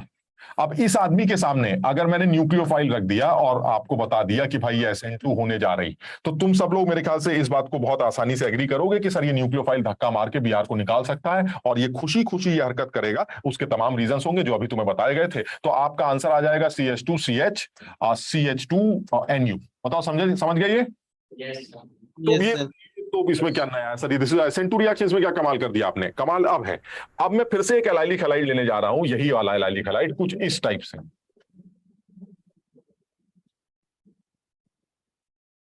और इसके सामने मैंने न्यूक्लियोफाइल को रख दिया और मैं कह रहा हूं भाई साहब आप करके दिखाओ SN2। दूसरे का भाई तुम कह सकते सर कोई मजबूरी है SN2 करने की, SN1 करवा लेंगे। SN1 तो और भी अच्छी होगी, एल्काइल ग्रुप लगे हैं, कार्बोकेटाइन 3 डिग्री। लेकिन यार ये तो कंडीशंस के ऊपर डिपेंड करता ना, हमारा थोड़ा मन कर रहा है SN1 करने का, हम कर ही नहीं सकते, माहौल खराब है। सर माहौल एक स्ट्रॉन्ग न्यूक्लियोफाइल का है सर, यहां पर S- दिया गया है, समझिए बात को, NH2- लिया गया है, स्ट्रॉन्ग न्यूक्लियोफाइल्स। क्या वो SN1 करवाएंगे?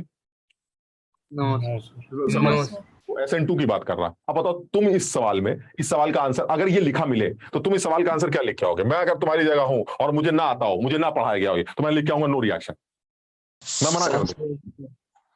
अब मुझको अगर ये चॉइस दे दी जाती कि भाई तुम माहौल अपने हिसाब से बना लेना है ना, तो अपने हिसाब से माहौल बना लो, अगर कुछ हो पाए तो बता दो, तो हम फौरन उछल के ऐसा माहौल बनाते कि SN1 कर ले, क्योंकि SN1 मस्त करेगा, मानते हो कि नहीं? यस कह रहे भाई तुम्हारे ऊपर नहीं है, ये जो लिखा तुम्हारे सामने, हमने माहौल वॉल हमने बना के दे दिया है, साफ माहौल है, नीचे लिख दिया 2 करना है करो, नहीं भागो यहां से ऐसे। तो अब ऐसे में मैं होता तो मैं रिएक्शन को नो रिएक्शन लिख देता, लेकिन अब ये होती है।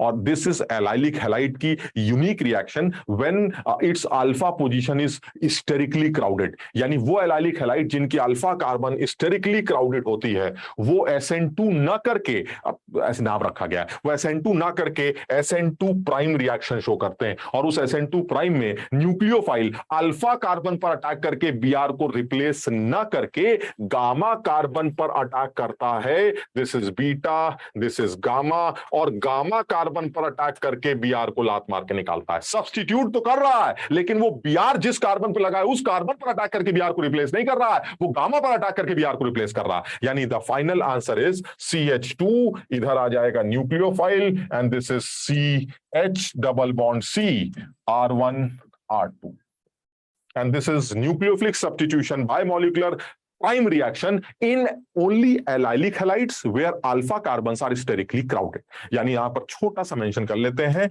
when in any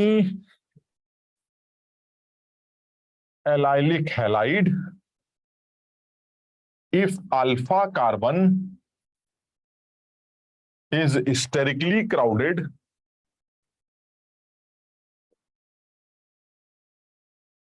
then nucleophile attacks on gamma carbon to replace halide ले लेते हैं कुछ भी, leaving group, there is a involvement of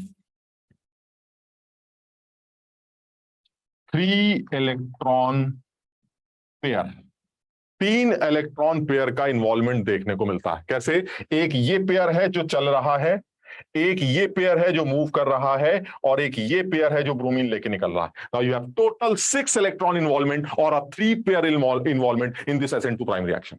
otherwise for normal SN2 you have only 2 pair involvement. समझो बात को, उधर से हमने दिया, इधर से तुमने लिया, बात समझ रहे हो कि नहीं? ऐसे है ना, समझ लो ना, इधर से आता जाएगा उधर से, तो कितने इलेक्ट्रॉन्स का इन्वॉल्वमेंट हो रहा है? 2 इधर से आ रहे हैं, 2 इधर से जा रहे हैं, 4 इलेक्ट्रॉन्स का इन्वॉल्वमेंट है या 2 पेयर का involvement. But this SN2 prime has 6 electron involvement और 3 पेयर इन्वॉल्वमेंट। एक तो न्यूक्लियोफाइल ने गामा कार्बन को दिया, एक पेयर का इन्वॉल्वमेंट हुआ। फिर बीटा, ये जो गामा बीटा का अनसैचुरेशन है, वो जो 2 इलेक्ट्रॉन है वो 2 इलेक्ट्रॉन कूद के आगे गए, 2 और इलेक्ट्रॉन का इन्वॉल्वमेंट हुआ। जब ये आगे गए तो कार्बन के डंडे डिस्टर्ब हो गए, तो उन्होंने Br को लात मार के निकाला। तो Br जब निकलेगा तो इलेक्ट्रॉन लेके निकलेगा ना, तो 2 इलेक्ट्रॉन वो भी लेके निकल गया। यानी कुल मिला के जो ट्रांसफर हो रहा है, कुछ जो मूवमेंट हो रहा है, वो 6 इलेक्ट्रॉन्स का मूवमेंट है या 3 इलेक्ट्रॉन पेयर का मूवमेंट है, जिसको आप SN2 प्राइम का नाम देते हैं। करता सिर्फ वही है, वही एलाइलिक हैलाइड है जिसकी अल्फा कार्बन हिंडर्ड है। समझो, यानी अगर कभी ये पूछ लिया जाए कि एलाइलिक हैलाइड के अल्फा कार्बन को हिंडर्ड कर दिया जाए तो वो SN2 नहीं कर सकता, तो आप बता दीजिएगा SN2 कर सकता है या नहीं, ये तो नहीं पता, बट बिना SN1 के भी ये Br को सब्स्टिट्यूट कर सकता है, and that is via SN2 prime reaction. अब वो पता नहीं प्राइम वर्ड वो यूज करेगा कि नहीं, तो तुम उसको थोड़ा सा टेक्निकली वो फिर सवाल पूछेगा कि वो किस तरह से हो सकता है वगैरह वगैरह। तो उस एक ऑप्शन ऐसा हो सकता है कि एक ऐसा प्रोसेस फॉलो किया जाएगा जिसमें गामा कार्बन पर अटैक हो रहा है या 6 इलेक्ट्रॉन्स का, तो तुम समझ जाना कि वो प्राइम की बात कर। सब लोग समझे कि नहीं? Yes. तो जैसे मान लीजिए एक सवाल ऐसे लिख लेते हैं तुम, ताकि तुम्हें याद रहे, ऐसे कुछ कर लेते हैं। मुश्किल सवाल होगा, बहुत कम बच्चे ही सही कर पाएंगे।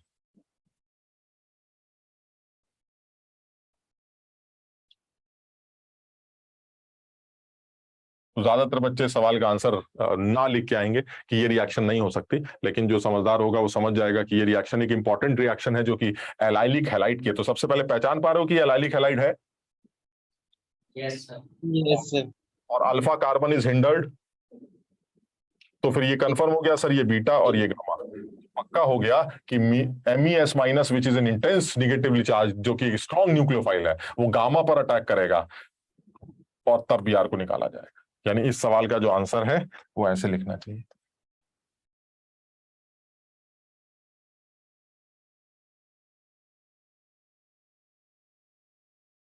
तो वैसे सर पाई इलेक्ट्रॉन की वजह से अटैक नहीं होना चाहिए था।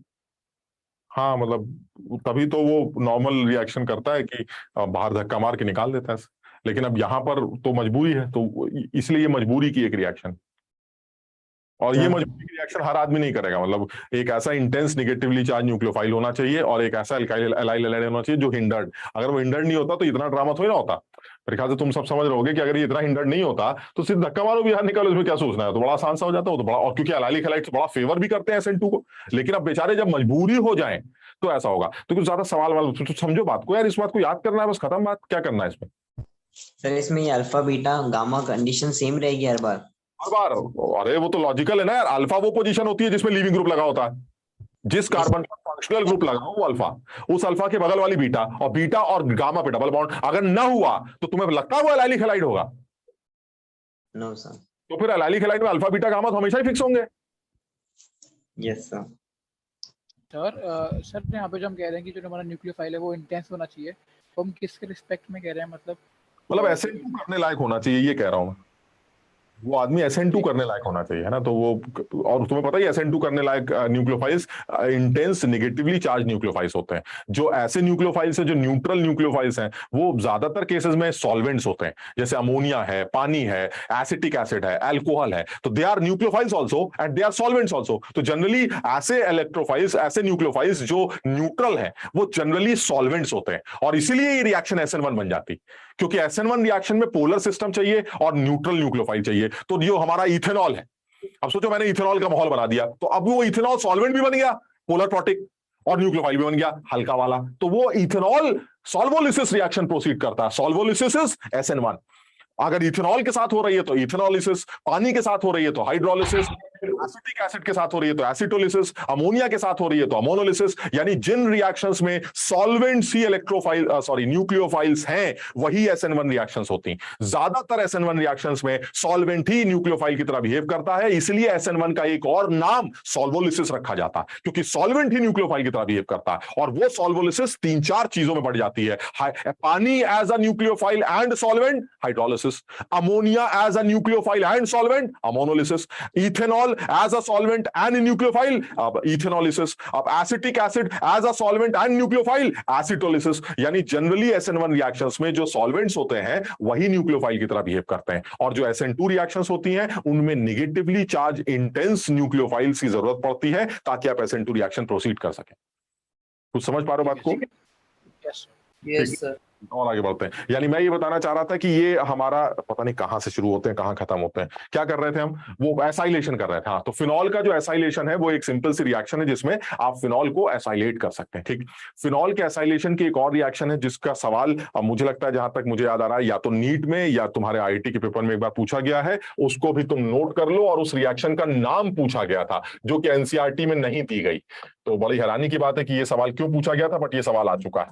तो हम इस रिएक्शन को भी याद कर लेते हैं। मुझे लगता है मैकेनिज्म में कोई दिक्कत नहीं है, तुम सब अपने आप समझ जाओगे। तो लिख सकते हो इसकी मैकेनिज्म क्या है?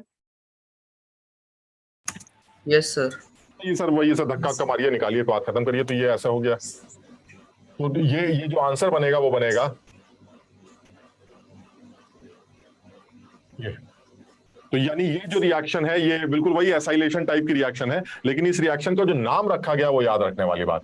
This is Schotten Baumann reaction, Schotten Baumann. तो इसके नाम पर एक बार सवाल बन चुका है, तो इसलिए मैं कम से कम इतना तो जरूर याद कर लेते हैं कि जो फिनॉल्स होते हैं वो बेंजोइल क्लोराइड के साथ रिएक्ट करके, जो फिनॉल्स हैं वो बेंजोइल क्लोराइड के साथ रिएक्ट करके एक एस्टर फॉर्म कर रहे हैं। इस एस्टर को, ये जो एस्टर बना है, इस रिएक्शन को शॉर्टेन-बामन रिएक्शन बोला जाता है। समझ पाए बात? यस। तो ये ऐसे याद करें, मतलब this is normal acylation reaction of phenol, कुछ खास नहीं कर रहे हैं। ठीक, अब आते हैं सेकंड रिएक्शन। एक और रिएक्शन है जो बड़ी इंपॉर्टेंट रिएक्शन है, जो फिनॉल की रिएक्शन नहीं बोलेंगे इसको, लेकिन ये इंपॉर्टेंट रिएक्शन है। इसको आप सवाल के तौर पे बात कर लेते हैं। Fries rearrangement. फ्राइज रीअरेंजमेंट, अब आप इसको कैसे भी समझ लीजिए, सिंपल सी एक रीअरेंजमेंट है, अपने आप समझते हैं। ये फ्राइज रीअरेंजमेंट, OCOCH3, ये जो रीअरेंजमेंट है, अब जो भी कुछ होने जा रहा है, इसे आप फ्राइज रीअरेंजमेंट के नाम से जानते हैं। और मुझे लगता है बहुत आसान और सिंपल सी रिएक्शन है। AlCl3 एक ऐसा आदमी है जो इलेक्ट्रॉन की डिमांड रखेगा, तो AlCl3 सबसे पहले इलेक्ट्रॉन लेने खड़ा हो जाएगा। जब ये इलेक्ट्रॉन लेने खड़ा होगा तो एल्यूमिनियम पर माइनस आएगा, ऑक्सीजन पे प्लस आएगा। जैसे ही ऑक्सीजन पे प्लस आएगा, वो बगल से सारे इलेक्ट्रॉन्स को अट्रैक्ट कर लेगा। अब जैसे ही वो बगल से सारे इलेक्ट्रॉन्स को अट्रैक्ट करेगा, तो जो ऊपर का सीन बचेगा वो तो ये बचेगा, OAlCl4 नेगेटिव, और जो आदमी बाहर निकल गया वो आ गया आपका CH3CO+। बताओ यहां तक ठीक है? सर इसमें pi बॉन्ड के पास में क्यों नहीं अटैक किया? वो रेजोनेंस में ही इन्वॉल्व है दोनों, मतलब समझ लो, ये आदमी भी रेजोनेंस में इन्वॉल्व है। तो इसके जो लोन पेयर है ये उधर भी रेजोनेंस कर सकते हैं और इधर भी रेजोनेंस में इन्वॉल्व हो सकते हैं। नीचे अटैक करवाओगे तो जो इलेक्ट्रोफाइल जो इलेक्ट्रोफाइल तैयार होगा वो रेजोनेंस स्टेबलाइज इलेक्ट्रोफाइल होगा, जो ज्यादा स्टेबल माना जाए। यानी कहने का मतलब ये हुआ कि जैसे ही AlCl3 डाला गया, AlCl3 ने CH3CO+ एक इलेक्ट्रोफाइल जनरेट किया, और ये CH3CO+ या तो इसकी ऑर्थो पर या इसकी पैरा पर जाके जुड़ जाएगा, बस खत्म हो गया। लेकिन जब वो जुड़ेगा तो क्या होगा, जब वो जुड़ेगा तो वहां से H+ निकलेगा, वो H+ इस AlCl4 को रिप्लेस कर देगा। यानी कहने का मतलब ये हुआ, फाइनली जो आंसर निकल के आना चाहिए वो फाइनल आंसर ये निकल के आना चाहिए, ऊपर आ जाएगा OH और साथ में जुड़ जाएगा COCH3। और यही चीज पैरा पर भी हो सकती है, ऊपर आ जाएगा OH और नीचे आ गया COCH3। समझो बात? यानी ये यूनिक रीअरेंजमेंट है जिसको फ्राइज रीअरेंजमेंट के नाम से जाना जाता है। जब आप बेंजीन लेके आते हैं, जब ये आप ये एक एस्टर लेके आते हैं, इसको फिनाइल एस्टर बोल सकते हैं, फिनाइल इथेनोइड बोल सकते हैं, ना। तो ये जो आपका फिनाइल इथेनोइड है, ये एस्टर आप जब AlCl3 की प्रेजेंस में रिएक्ट करता है तो इस रीअरेंजमेंट को जो दिखाई दे रहा है इसे फ्राइज रीअरेंजमेंट बोलते हैं। और इसमें अंदर ही से एक इलेक्ट्रोफाइल निकलता है जो O के लोन पेयर को सुन के ऑर्थो या पैरा में जाके जुड़ जाता है, और जब वो जुड़ता है तो वहां से एक H निकलता है, वो H+ इस AlCl4 को रिप्लेस कर देता है। तो यानी O के साथ तो H लग जाता है और AlCl3 वापस निकल जाता है, खत्म हो जाता है। तो AlCl3 होगा ना, ये AlCl4 नहीं, ये AlCl3 यहां से बाहर निकल जाए, और जैसे ही AlCl3 यहां से बाहर निकलेगा तो सारी काम जैसे चल रही थी वैसे चलता रहे। ये O पर Al पर माइनस आ गया। कुछ समझ पाए बात को? यानी कहने का मतलब ये हुआ कि O न्यूट्रल हो गया तो O पे लोन पेयर लौट आए, O पे लोन पेयर लौट आए तो ये ऑर्थो पैरा डायरेक्टर हो गया, ऑर्थो पैरा डायरेक्टर हो गया तो ये जो इलेक्ट्रोफाइल है ये ऑर्थो या पैरा पर जाके कहीं भी जुड़ सकता है। तो आपके ये प्रोडक्ट्स देखने को मिल सकते हैं। ये फ्राइज रीअरेंजमेंट है, इसमें भी कोई डाउट नहीं है कि मेजर प्रोडक्ट हमें ये लिखना चाहिए because of intramolecular hydrogen bonding. दिख रहा है ये ऑर्थो प्रोडक्ट? तो इंट्रामोलिकुलर हाइड्रोजन बॉन्डिंग की वजह से इसको मेजर मेंशन करना चाहिए। बट ये कंफर्म है कि सर ये फ्राइज रीअरेंजमेंट है जिसमें OCOCH3 आप AlCl3 के एनवायरनमेंट में रीअरेंज करके आपको ये प्रोडक्ट दे रहा है। आगे बढ़े। Yes sir. सर ये किसी भी इलेक्ट्रोफाइल के साथ पॉसिबल है ना? किसी भी इलेक्ट्रोफाइल के साथ पॉसिबल मतलब, लेकिन ये होना फिर ऐसे चाहिए। हम और रिएक्शंस की बात करेंगे आप, लेकिन प्राइस यही है। प्राइस आप इसी को बोलेंगे, लेकिन मान लीजिए अगर ऐसी कोई रिएक्शन आ जाए, आप देखो तुम शायद अपने आप अकल लगा पाओ, मान लीजिए ऐसी कोई रिएक्शन आ जाए जिसमें ये लिखा हो NH क्या बोले, मान लीजिए NO ले लेते हैं, और यहां पर मैंने H+ डाल दिया, हीट कर दिया, तो अब तुम समझो ये भी कुछ फ्राइज जैसा ही हो रहा है। कैसे? जो H+ होगा वो सबसे पहले N को प्रोटोनेट करेगा, समझो बात को, तो जब N को प्रोटोनेट करेगा तो N पे प्लस आ जाएगा, N पे प्लस आ जाएगा तो यहां से इलेक्ट्रॉन्स खींच लेगा, जब यहां से इलेक्ट्रॉन खींचेगा तो NO+ बाहर निकलेगा, और ये NO+ ऑर्थो पैरा जाके जुड़ जाएगा। बताओ समझे? Yes sir. Yes sir. कहने को फ्राइज मत बोलो, बट ये फ्राइज जैसा ही कुछ है। तो यानी हम इसको अमीन्स में डिस्कस कर लेंगे। ये एक यूनिक रीअरेंजमेंट है, फिशर रीअरेंजमेंट के नाम से जाना जाता है। हम इसको अमीन्स में डिस्कस करेंगे, बट ये कहना ये चाह रहे हैं कि इस तरह का रीअरेंजमेंट दिखता है आपको, ये नई बात नहीं, पता नहीं फ्राई वाई का क्या मतलब है इसमें। तो बड़ा सीधा सा रीअरेंजमेंट है कि AlCl3 लुईस एसिड है, वो इलेक्ट्रॉन लेकर एक इलेक्ट्रोफाइल को फ्री कर देगा, और वो इलेक्ट्रोफाइल उसी रिंग पे जाके दोबारा घुस जाएगा। तो पहले वो रिंग से नहीं लगा था, अब वो रिंग पे जाके जुड़ जाएगा। तो यानी फाइनली ऑर्थो और पैरा प्रोडक्ट आपको दिखाई दे, खत्म। दूसरी रिएक्शन की बात करते हैं। अब ये एक और रिएक्शन है जो इंपॉर्टेंट रिएक्शन, फिनॉल की। फिनॉल ये कह रहा है कि मैं आपको दिखाई देता है कि मैं एक एक्टिवेटेड सिस्टम हूं। मैंने कहा बिल्कुल दिखाई देता है। तो कह रहा है फिर तो आप ये भी समझ रहे होंगे कि मैं इलेक्ट्रोफिलिक एरोमेटिक सब्स्टिट्यूशन करता हूं। मैंने कहा कोई भी इलेक्ट्रोफाइल ले दिया जाए, ये देखिए आपने करा ये हरकत, इस तरह की हरकत आप कर सकते हैं, इलेक्ट्रोफिलिक एरोमेटिक सब्स्टिट्यूशन कर सकते हैं। तो कह रहा है कि ये बताइए कि अगर मेरी रिएक्शन ब्रोमीन वाटर के साथ करें तो क्या हो। तो मैंने कहा चलिए ठीक है, और जो जितना एनसीईआरटी में दे रखा है पहले हम उस बारे में बात करते हैं। एनसीईआरटी ये कहती है कि अगर आप फिनॉल की रिएक्शन है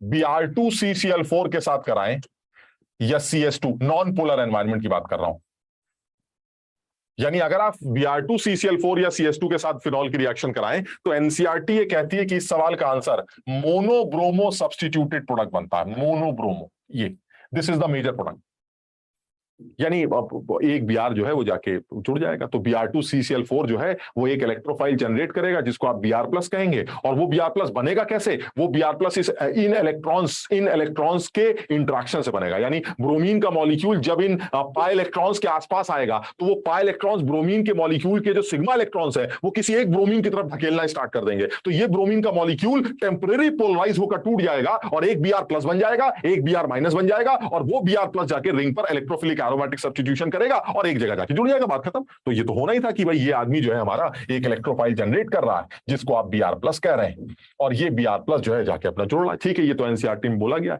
एनसीईआरटी में अब एक लाइन और बोली कि अगर आप यही रिएक्शन ऐसे ना कराकर ऐसे कराते, यानी ये फिनॉल है और इसकी रिएक्शन आप करा रहे हैं Br2H2O के साथ ऐसे, तो अब जो आपका प्रोडक्ट बनेगा वो बनेगा ट्राइब्रोमो। मतलब ऑब्वियसली पानी के एनवायरनमेंट में तो फिनॉल O- के फॉर्म में एग्जिस्ट करेगा, आप इसको OH भी लिख सकते हैं एसिडिफिकेशन के बाद। तो एक Br यहां आ जाएगा, एक Br यहां आ जाएगा, और एक Br यहां आ जाएगा। This is tribromo product, tribromo substituted. अब वो ये कह रहा है भाई ऐसा आप क्यों कह रहे हैं, तो देखो ये समझ में आ रहा है ना। आंसर में मुझे लगता है O- लिखा हुआ नहीं मिलेगा, आंसर में OH ही मिलेगा आपको। लेकिन हम भी दिमाग रखते हैं अपना कि सर माहौल ठीक नहीं है सर, इस माहौल में पानी या पोलर माहौल में फिनॉल तो आयनाइज फॉर्म में एग्जिस्ट करना चाहिए ज्यादातर, तो ये फाइनल में O- ही है, लेकिन आप इसको OH भी लिख सकते हैं। मतलब मेरी बात समझ रहे हो कि नहीं क्या कह रहा हूं मैं? तो आपको जब सवाल मिलेगा तो आंसर में आपको OH ही मिलेगा लिखा हुआ, लेकिन हम ये बात जानते हैं कि फिनॉल एक्वस मीडियम में आयनाइज फॉर्म में भी दिखाई देगा, तो आपको O- भी मिल सकता है। तो जैसा भी जो भी हो, तो ये हमारा ट्राइब्रोमो सब्स्टिट्यूटेड प्रोडक्ट बने।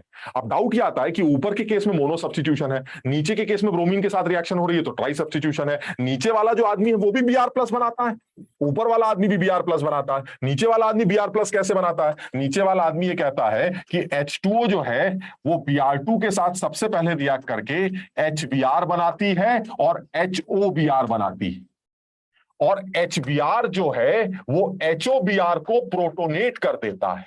यानी ये HBr एज एन एसिड इस HOBr जो कि बेस की तरह बिहेव कर रहा है इसको प्रोटोनेट कर देता है। यानी HBr का BrH+ निकला तो Br तो माइनस बची, और ये H+ जाके O को प्रोटोनेट कर देगा, तो उसकी शक्ल कैसी होगी? HO पर आया प्लस और साथ में Br। बताओ ठीक है ये? Yes sir. Yes sir. O पे प्लस आया, तुम समझ रहे हो? बात तो खराब हो गई सर, O का प्लस तो स्टेबल नहीं है, तो वो Br से इलेक्ट्रॉन खींच लेता है। तो यानी जैसे ही HO पे प्लस आया उसने Br से इलेक्ट्रॉन्स खींच लिया। यानी जैसे ही O पे प्लस आया उसने Br से इलेक्ट्रॉन खींचे, पानी अलग निकल आया और Br किस फॉर्म में समझ में आ गया, Br प्लस। अगर आप ध्यान से देख पा रहे हो तो बर्तन में इन दोनों के जुड़ने से कुछ नहीं हुआ, ये देखिए इन दोनों के जुड़ने से पानी दोबारा बन गया, एक Br माइनस बचा, एक Br प्लस। यानी अल्टीमेटली हुआ क्या, इस पानी के साथ जब Br2 जुड़ी तो पानी ने इस ड्रामेबाजी से Br2 को Br प्लस और Br माइनस में तोड़ दिया, बस ये हुआ फाइनल। आप तीनों इक्वेशन को जोड़िए, ये बनेगा। बताओ समझे बात? Yes sir. यानी फाइनली अब देखिए ये तीनों लोग दौड़ेंगे, किसके पास दौड़ेंगे कि भाई हम जा रहे हैं रिएक्शन करने, इससे हम जा रहे हैं दौड़ के। ये आदमी दौड़ेगा ऐसे, ये ऊपर वाला दौड़ेगा तो जितनी तेजी से दौड़ेगा उतनी तेजी से लौट आए।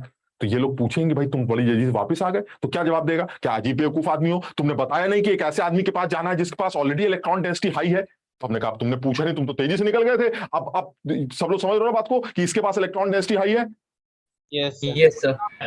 किसको दौड़ाए थे, Br माइनस को। वो तो बात ही नहीं होगी सर, क्या बात कर रहे, रिपल्शन है ये तो जैसे ही अंदर इन दोनों को पता चलेगा कि अच्छा इलेक्ट्रॉन डेंसिटी हाई है, तो क्या लगता है पानी का कुछ उम्मीद लोन पेयर है सर, न्यूक्लियोफाइल है, इसको क्या चाहिए सर, इलेक्ट्रॉन थोड़ा चाहिए सर, ये आदमी ठीक नहीं। लेकिन ये खबर सुन के एक आदमी खुश हो जाएगा, कौन, Br plus.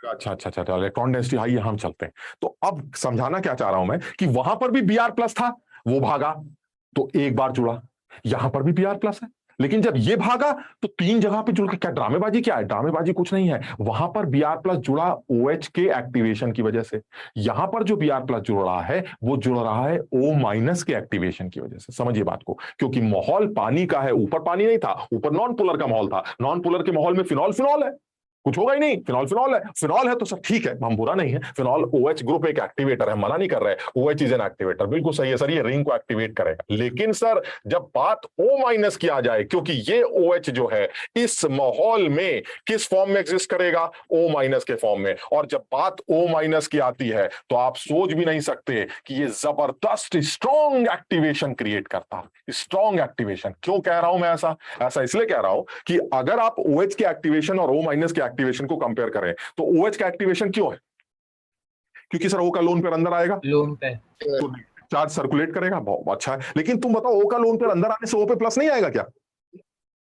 Yes sir. Plus आएगा तो वो चूसने भी तो लगेगा, ये क्या बात होती है बात को, तो दे तो रहा है, चूस भी रहा है, दे ज्यादा रहा है। The plus are effect is more than the minus are effect of O, ठीक है। लेकिन मजा नहीं आ रहा ना सर, दे भी रहा है और फिर O पे प्लस आया तो चूज भी रहा है, तो अल्टीमेटली कम दे रहा है, समझो रिलेटिवली का। लेकिन O माइनस जब रेजोनेंस करेगा, जरा सोचो, O माइनस जब रेजोनेंस करेगा तो क्या O पे प्लस आएगा? नहीं सर प्लस नहीं आएगा, तो वो कम चूसेगा। O है तो चूसता ही है, समझ। यानी देने का इफेक्ट तगड़ा किसका है, O minus. O minus is much more strong activator as compare to OH group. बताओ यहां तक समझे? और इतने स्ट्रॉन्ग एक्टिवेशन के सामने जब Br प्लस को रखा जाए तो Br प्लस चारों पोजीशन धक धक धक जहां मिलेगा, समझ रहे बात को, कौन कौन सी पोजीशन एक्टिवेटेड होती है, ऑर्थो और मौका मिलेगा खटा खट खट, समझ रहे बात को। तो Br प्लस कहेगा अरे वाह O माइनस एक्टिवेट करा, मजा आ गया एकदम, धका धक तीनों पोजीशन में जाके जुड़ जाएगा, ट्राई ब्रोमो सब्स्टिट्यूटेड प्रोडक्ट बनेगा। But in case of non polar medium the CCl4 CS2 environment it will be a mono substituted product. यानी जब फिनॉल ब्रोमीन CCl4 या CS2 से रिएक्ट करते हैं तो मेजर प्रोडक्ट आपका मोनो सब्स्टिट्यूशन आता है, लेकिन जब आप ब्रोमीन वाटर H2O के साथ रिएक्ट करते हैं तब आपका प्रोडक्ट ट्राई ब्रोमो सब्स्टिट्यूट आता है। ये बात NCERT में मेंशन की गई, ठीक, ये ऐसा आता है। इसका एक्सप्लेनेशन हमने तुम्हें दे दिया, हम यहाँ पर एक लाइन और जोड़ेंगे। पहले बताओ यहाँ तक समझ में आ गई बात? सर सर यहाँ पे एक चीज हो जाए सर कि जो हमने हैलोजन सैलरीज पढ़ा था उसमें हमने ये पढ़ा था कि जब हम Br2 को H2O के प्रेजेंस में लेते हैं तो OH माइनस अटैक करता है फिर उस केस में, पर यहाँ पे तो हम Br प्लस के अटैक करा रहे हैं। क्या पढ़ा तुमने, क्या किसका क्या करते हैं सर? OH माइनस अटैक करता है जब हम Br2 को H2O के प्रेजेंस में लेते हैं। Br2 H2O के साथ जब रिएक्शन करते हैं तो Br प्लस एक इलेक्ट्रोफाइल बनता है जो डबल बॉन्ड सिस्टम पर एक साइक्लिक स्ट्रक्चर बनाता है, ब्रोमोनियम आयन बनाता है। भूल गए ये एल्कीन्स की रिएक्शन जब HOBr के साथ हेलोहाइड्रिन फॉर्मेशन पढ़ रहे होंगे आप। जब आप किसी एल्कीन पर HOBr का एडिशन करते हैं या H2O प्लस Br2 का एडिशन करते हैं तो सबसे पहले Br की रिंग बनती है। उस रिंग को तो खोलना पड़ेगा ना, वो तो स्ट्रेंड सिस्टम है, तो उस रिंग को खोलने के लिए OH माइनस या पानी नीचे से अटैक करता, तो एक तरफ OH आ जाता है, एक तरफ Br आ जाता है, तो ये हेलोहाइड्रिन एंटी एडिशन हो जाता है HO और Br का। लेकिन वहां तो Br प्लस की रिंग बन रही है ना, यहाँ पर तो रिंग फॉर्मेशन ही नहीं है। वो तो कह रहा भाई ऐसे मैं तो इलेक्ट्रोफाइल हूं, मैंने सुना है तुम एक्टिवेटेड सिस्टम हो, मैं electrophilic aromatic substitution reaction, this is substitution, that was addition. वो इलेक्ट्रोफिलिक एडिशन थी एल्कीन की, ये इस एरोमेटिक सिस्टम पर सब्स्टिट्यूशन हो रहा है। नहीं समझे बात? समझ गया था। तो यहां पर क्या कह रहे हैं कि भाई हम ठीक है, हम सारी पोजीशन पे आ जाएंगे। चलिए ठीक है, अब इसमें इस केस में एक लाइन जोड़ने जा रहे हैं। क्या है वो कह रहे हैं? चलिए ठीक है, आपकी बात हम समझ लेते हैं कि जब आप Br2CCl4 वगैरह लिखेंगे तो हम आपका आंसर जो है मोनो सब्स्टिट्यूशन से दे देंगे, और अगर आपने कहीं गलती से Br2 पानी वानी लिख दिया तो हम आपका आंसर ट्राई सब्स्टिट्यूशन से दे देंगे। ठीक है, अब मैं यहां पर एक बात ये जोड़ रहा हूं कि अगर मान लीजिए आपको ऐसा सवाल मिले तो आप आंसर क्या लिखें? मान लीजिए ये मिल जाए, ये OH हो गया, और मान लीजिए आपने किसी एक पोजीशन को ब्लॉक कर दिया, ऐसे ले लेते हैं कुछ COH, और यहां डाल दिया आपने Br2 CCl4 ऐसे। तो मैंने कहा देखो ये भी कोई कमाल की बात नहीं है, ये तो बड़ा सीधा सा सवाल लगता है कि आप जब मजबूरी है तो है, अगर आपका COH ऑलरेडी ब्लॉक है, sorry para position already block है, तो सुननी तो OH की पड़ेगी। याद है OH इज एक्टिवेटर, तो बात तो OH से ही करेंगे। तो OH कहेगा भाई मेरी पैरा पे चला जाओ, तो हम यही बोलेंगे भाई पैरा पे मजा नहीं आएगा, पैरा पे ऑलरेडी एक आदमी बैठा हुआ है, तो मजबूरी में कहां चले जाएंगे? ऑर्थो में चले जाएंगे। तो ठीक है, इस केस में इसका आंसर लिखने में कोई परेशानी नहीं, यानी इस सवाल में इसका आंसर जो है वो ये लिखा जाएगा और बिल्कुल सही आंसर होगा। ये ऑर्थो पे आपने इसको लगा दिया, बिल्कुल ठीक, इसमें कोई कलाकारी नहीं। लेकिन अगर यही सवाल ऐसे ना हो कि ऐसे होता, अब आप इसकी रिएक्शन Br2H2O के साथ कराते, वो क्या लगता है? तो भी वही है सर, इसमें कोई बहुत बड़ी बात तो है ना सर, O- है ही सर, हमारा स्ट्रॉन्ग एक्टिवेशन है ही, तो ट्राई ब्रोमो प्रोडक्ट बनाने की पूरी कोशिश रहेगी हमारी। ये याद आ रहा है Br2H2O ट्राई ब्रोमो की तरफ इशारा करता है।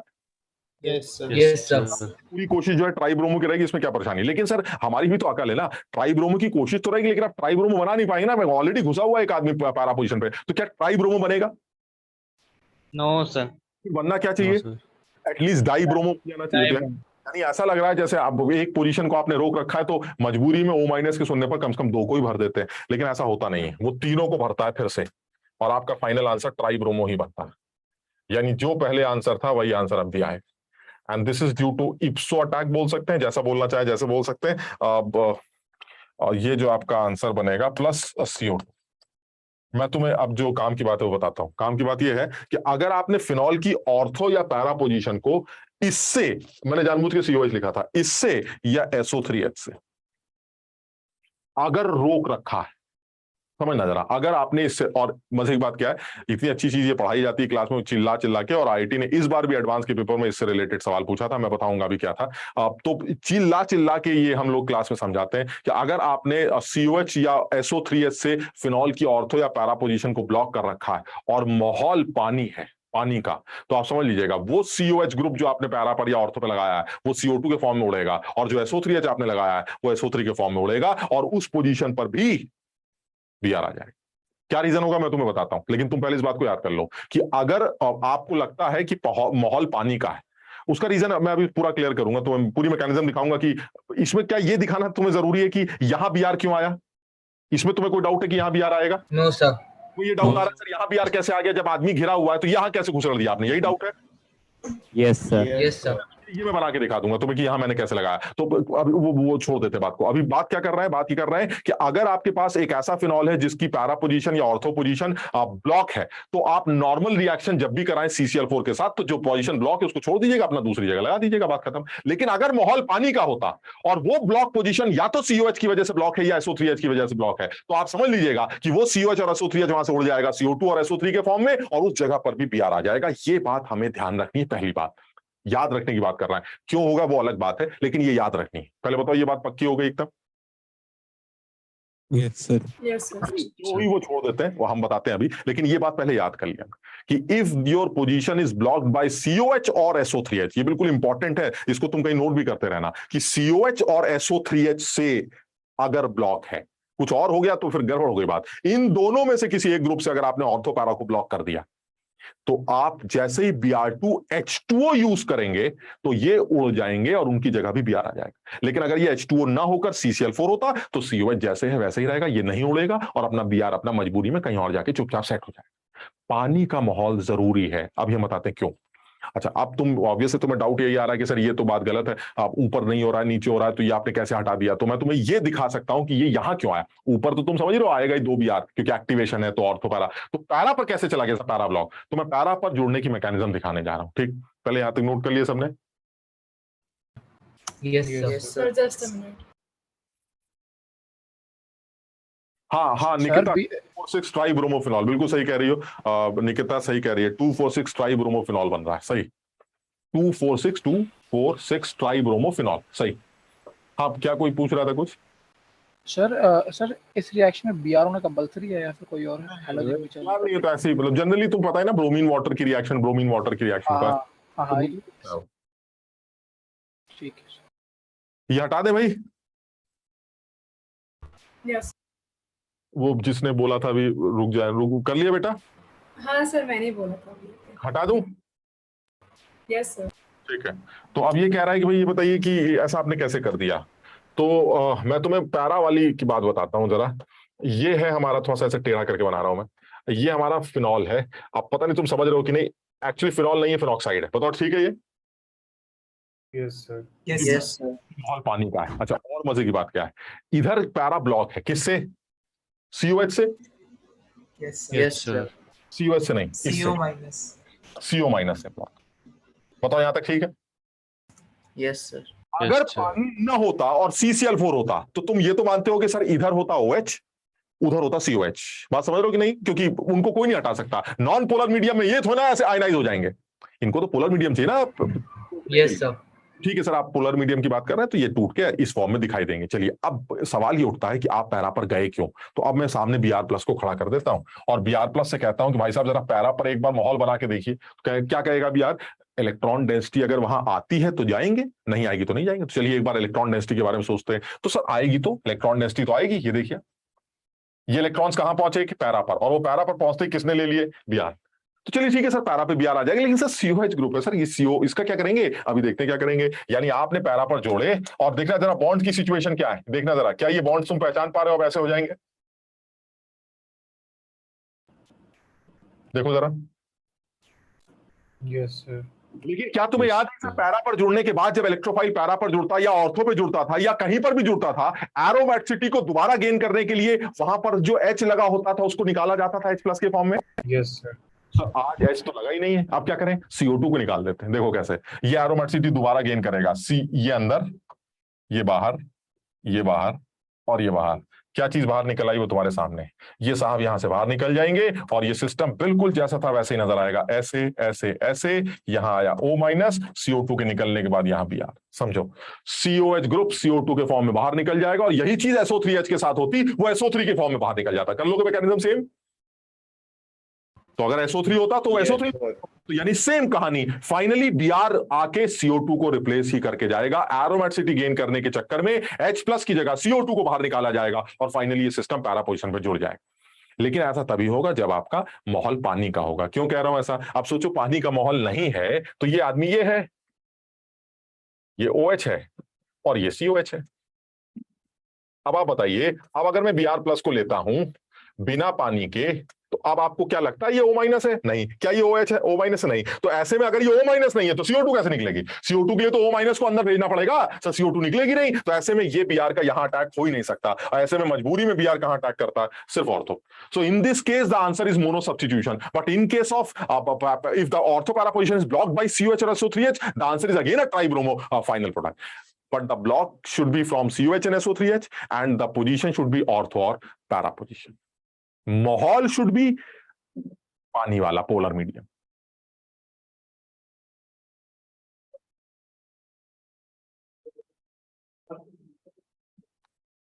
सर CO- की जगह पे अगर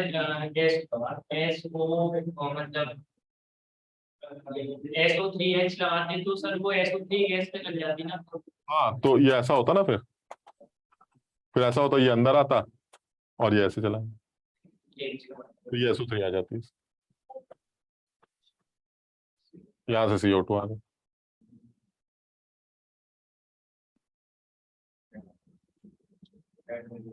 इस बार IIT के पेपर में एक सवाल आया था और वो सवाल वही था जो हम कर रहे थे। यहाँ क्लोरोबेंजीन था, और यहाँ NaOH था और 623 केल्विन का टेम्परेचर था, 300 ATM का प्रेशर था। बताओ क्या बना? फिनॉल। डाउस प्रोसेस, फिनॉल बना। किस मैकेनिज्म से बना? बेंजाइन मैकेनिज्म से बना। फिर उसके बाद सवाल ये था कि it is treated with conc H2SO4 then HNO3।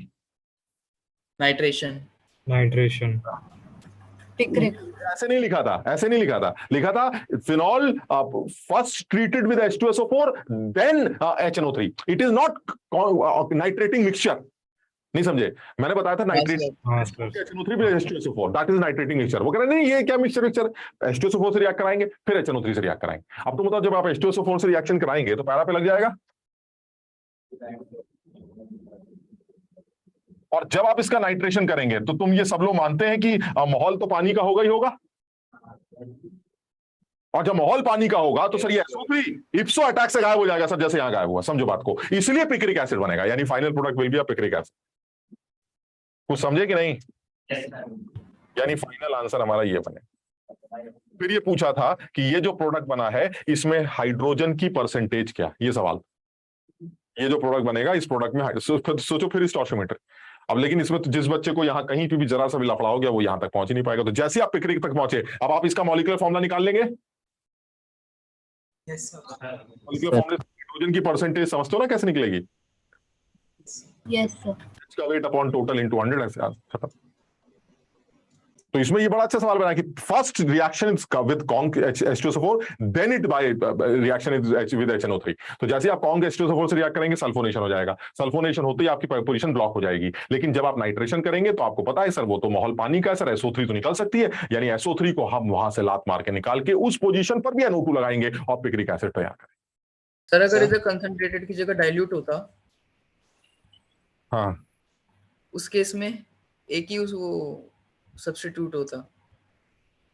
नहीं ऐसा तो नहीं होना चाहिए था, होना तो कॉन्क HNO3 H2SO4 ही होना चाहिए था, क्योंकि सल्फोनेशन के लिए आपको कॉन्सेंट्रेटेड H2SO4 की ही जरूरत पड़ती है, क्योंकि कॉन्सेंट्रेटेड H2SO4 के दो मॉलिक्यूल आपस में ऑटो प्रोटोलिसिस करके ही SO3 को पैदा करते हैं। तो याद है मैंने बताया था HNO3 के दो मॉलिक्यूल ऑटो प्रोटोलिसिस से NO2 को पैदा करते हैं, NO2 प्लस को। Yes sir. इसी तरह से H2 सल्फोनेशन के लिए यूज किया जाता था, क्योंकि उनके मिलने से भी SO3 बनती है, और मिलते भी वो वैसे ही है, एक एसिड एक बेस दोनों मिल जाते हैं जैसे HNO3 था, तो वो उन दोनों के मिलने से भी आपको SO3 मिलती, तो और वो SO3 एज एन इलेक्ट्रोफाइल जाके इलेक्ट्रोफिलिक एरोमेटिक सब्स्टिट्यूशन कर देती है, तो उसमें कंसंट्रेटेड H2SO4 की ही रिक्वायरमेंट।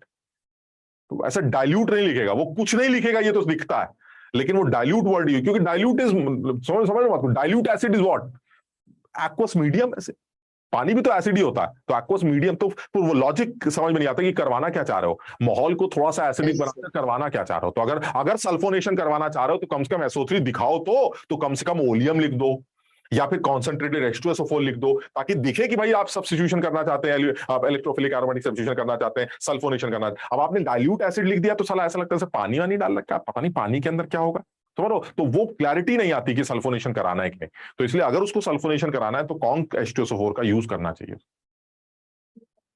सर मैंने शायद कहीं देखा था कि जब फिनॉल के केस में SO3H एक बार ऑर्थो पे भी आता है,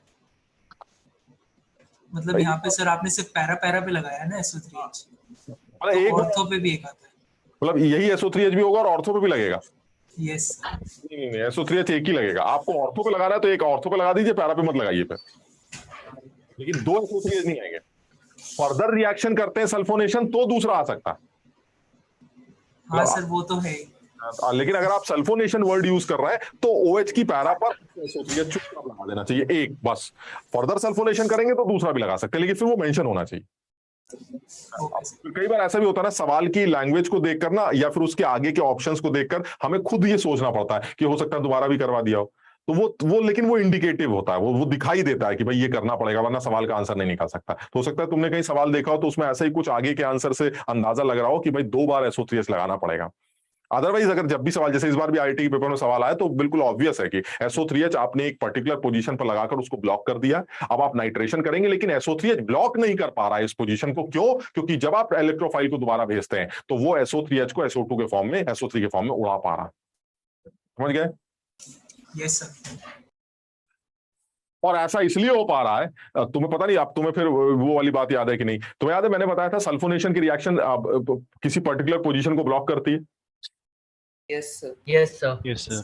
अब हो सकता है कुछ लोगों के दिमाग में ये बात आ जाए कि सर आपने एक सवाल पूछा था हमसे कि टॉलुइन की से आप ऑर्थो टॉलुइन कैसे बनाएंगे, ऑर्थो नाइट्रो टॉलुइन कैसे बनाएंगे मेजरली, याद है ये सवाल करा था हमने? Yes sir. यस मैंने तो कहा था कि सल्फोनेशन करके पैरा ब्लॉक कर देना और फिर नाइट्रेशन कर देना। तो तुम्हारे दिमाग में अब सवाल आ सकता है सर आप जब नाइट्रेशन करेंगे तो फिर पैरा वाला SO3H भी तो गायब हो जाएगा जैसे यहां हो रहा था। Yes sir. नहीं अब नहीं होगा क्योंकि सर CS3 है, ये स्ट्रॉन्ग एक्टिवेशन नहीं कर रहा है। नहीं समझे बात? वो तो O- बन गया ना सर, समझ बात को। O- की वजह से सर ये हो रहा है, स्ट्रॉन्ग एक्टिवेशन की वजह से सारी पोजीशंस एक्टिवेटेड है, तो जो जो हट सकता है वो हट जाएगा। बट CS3 तो यही कहेगा भाई पैरा ब्लॉक हो गई और सब आ जाओ, बात खत्म हो गई। अब थोड़ा SO3H, समझ रहे हो कि नहीं बात को? इस बात का ध्यान रखना। तो वहां पर ऐसा नहीं है, बट फिनॉल के केस में ये बोला जा रहा है कि फिनॉल के केस में और अमीन्स एनिलीन के केस में जिसमें NH2 होता है, NH2 के केस में भी ये बात बोली जा सकती है और फिनॉल के केस में भी बात बोली जा सकती है क्योंकि NH2 और OH दोनों ही बड़े स्ट्रॉन्ग एक्टिवेशन शो करते हैं, तो जिसकी वजह से ये ट्राई सब्स्टिट्यूशन या इप्सो अटैक देखने को मिल सकता है। समझ पाए सर? यहाँ पे एक डाउट आ रहा है सर कि जो SO3H है वो हम ऑर्थो पे क्यों नहीं लगा रहे, क्योंकि वहाँ पे लगाएंगे तो H बॉन्डिंग हो सकती है। लेकिन अब वही ऑर्थो पोजीशन पर भी SO3H लगा सकते हो, पैरा पे भी लगा सकते हो। हिंड्रेंस की वजह से चांसेस थोड़े से कम ही होते हैं कि ऑर्थो प्रोडक्ट बने। हाँ, हाइड्रोजन बॉन्डिंग थोड़ी बहुत SO3H के अंदर O के साथ दिख सकती है, तो आप अगर ऑर्थो पे भी लगाते हैं तो भी वो रिप्लेस कर दिया जाएगा NO2 से। इसका ये मतलब मेजर प्रोडक्ट तो पैरा प्रोडक्ट से ही बनेगा। समझ गए यहाँ तक? बट थोड़ी ना कंफ्यूजन होती है इस केस में कि मतलब ऑर्थो पे आएगा कि पैरा पे, क्योंकि वहाँ पे हाइड्रोजन बॉन्डिंग हो सकती है। ये सल्फोनेशन में कभी ये कंफ्यूजन सवाल में कभी नहीं दिखेगा क्योंकि उनको भी ये बात पता है क्या ऑर्थो पोजीशन पर भी लग सकता है, पैरा पे भी लग सकता है। इसमें कोई आप दोनों प्रोडक्ट मेंशन कर लीजिए तो उस केस में दोनों आंसर टिक कर दीजिए आप। लेकिन फिर भी यही मान के चलिए कि फिनॉल का जब आप सल्फोनेशन करेंगे तो मेजरली जो प्रोडक्ट बनेगा वो पैरा पर और ऑर्थो पर ये सिग्निफिकेंट अमाउंट में बनेगा क्योंकि ऑर्थो पोजीशन पर तो हाइड्रोजन बॉन्डिंग है और पैरा और जो रिपल्शन है उसकी वजह से पैरा पर भी प्रोडक्ट बनेगा। तो आप इसका ऑर्थो प्रोडक्ट और पैरा प्रोडक्ट दोनों लिख दीजिए। वो तो मैंने सिर्फ ऐसे ही लिख के यहाँ दिखा दिया है कि अगर आपने पैरा पर लगा दिया तो पैरा हट जाएगा, ऑर्थो पर लगाया होता तो ऑर्थो हट जाता। यानी कहने का मतलब लगाना जहां लगा लो, लेकिन क्योंकि माहौल पानी का है, एक्वस मीडियम है, तो ये NO2+ रिप्लेस सबको करेगा, ये बताना। समझ गया ना? Yes sir. ठीक है, तो यानी अब ये अब इस रिएक्शन को अब जैसे मान लीजिए जल्दी से एक दो सवाल अगर लिख देते हैं इसी के अंदर, तुम अपने आप ही समझ जाओगे। अब मतलब ताकि तुम्हें याद रहे। अब जैसे ये है OH और यहां आपने लगा दिया COH और यहां पर आपने लगा दिया Br2 और CCl4 ऐसे करके। तो अब तुम अपने आप आंसर लिखते जाओ फटाफट। इसी तरह से यहां लगा दिया OH, यहां लगा दिया SO3H और यहां लगा दिया आपने Br2CS2। इसी तरह से आपने ये ले लिया, यहां लगा दिया OH और यहां लगा दिया COH और यहां लगा दिया Br2H2O। ऐसे ही कुछ और ले सकते हो। इधर लगा दिया OH, इधर लगा दिया COH और इधर लगा दिया Br2H2O। ये देख समझ पा रहे हो? अपने आप आंसर लिख पाओगे? देखो। Yes sir. बिल्कुल सीधे आ जाएगा। हाँ बिल्कुल सीधे सीधे बनना है। जैसे पहला वाला अब Br2CCl4 है सर, हमें बिल्कुल सीधा था भाई, हमें COH से कोई मतलब ही नहीं। OH की सुनना है, जहां लग सकता लगा दी, चुपचाप खत्म करिए बात को। एक यहाँ लग सकता है या फिर OH की ऑर्थो पे लग सकता है, दोनों में से कहीं भी लगा दिया जाए। और जहां तक लगता है मेजर जो प्रोडक्ट होगा वो OH की ऑर्थो वाला बनना चाहिए। क्यों? क्योंकि OH के साथ Br का हिंड्रेंस थोड़ा कम होगा एज कंपेयर टू COH के साथ। बताओ समझ रहे हो बात को? Yes sir. तो जो मेजर प्रोडक्ट होना चाहिए वो ये वाला होना चाहिए। लेकिन होगा मोनो सब्स्टिट्यूशन सर, इसमें कोई शक नहीं है। एक Br आएगा, या तो आप OH की ऑर्थो पे लगा दीजिए या OH की पैरा पे लगा दीजिए, बस बात खत्म। तो लेकिन एक और भी पोजीशन है सर जो माइनर प्रोडक्ट देगी, लेकिन ये काफी कम होगी, मानते हो कि नहीं? क्योंकि सर ये सारे एक साथ आ जाएंगे सर, तो इस हिंड्रेंस को तो अवॉइड ही कर सकते हैं। तो इसलिए आप OH की इस ऑर्थो पे ना लगा के इस ऑर्थो पे लगा सकते हैं, तो ये हमारा मेजर आ जाएगा। इस केस में क्या होगा? तो इस केस में वही नॉर्मल, इसमें कुछ करना ही नहीं, एक ही आना है, बस यहाँ लगा दीजिए, खत्म। समझ में आ रहा है? नॉन पोलर मीडिया में COH का कुछ होना ही नहीं, SO3H का कुछ होना है, मोनो सब्स्टिट्यूशन होगा, तो क्या लगा दीजिए। यहाँ पर क्या है सर? पानी है सर, पानी है तो फिर सोचना पड़ेगा COH कहीं उड़ तो नहीं जाएगा, तो COH को उड़ा देते हैं। ऑर्थो पे लगा, COH उड़ा दिया तो यहाँ भी आ जाएगा, यहाँ भी आ जाएगा और यहाँ भी आ जाएगा। ट्राई ब्रोमो, समझ रहे हो?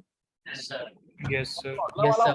पानी है तो COH उड़ा देंगे, जरूरत ही नहीं सर, COH तो उड़ने का मतलब ही नहीं बचा लोगे, यानी बस चुपचाप लगा दिया। बताओ, समझे? Yes sir. Yes sir. Yes sir. तो इस पे कोई न्यूमेरिकल भी बन सकता है, न्यूमेरिकल मतलब इस पे कोई अच्छा ABCD वाला सवाल भी बन सकता है। मैं कराऊंगा तुम्हें इस पे, एक बड़ा अच्छा सवाल है मेरे पास, अभी नहीं करा सकता क्योंकि वो ईथर की रिएक्शन से रिलेटेड है। तो हम जब वो ईथर भी कर लेंगे ना, तो उस पे रिलेटेड एक बड़ा ऑब्जेक्ट, एक बड़ा सब्जेक्टिव सवाल है ABCD करके, A बनेगा, B बनेगा, C बनेगा, तो उसमें इस बात का एक यूज होगा।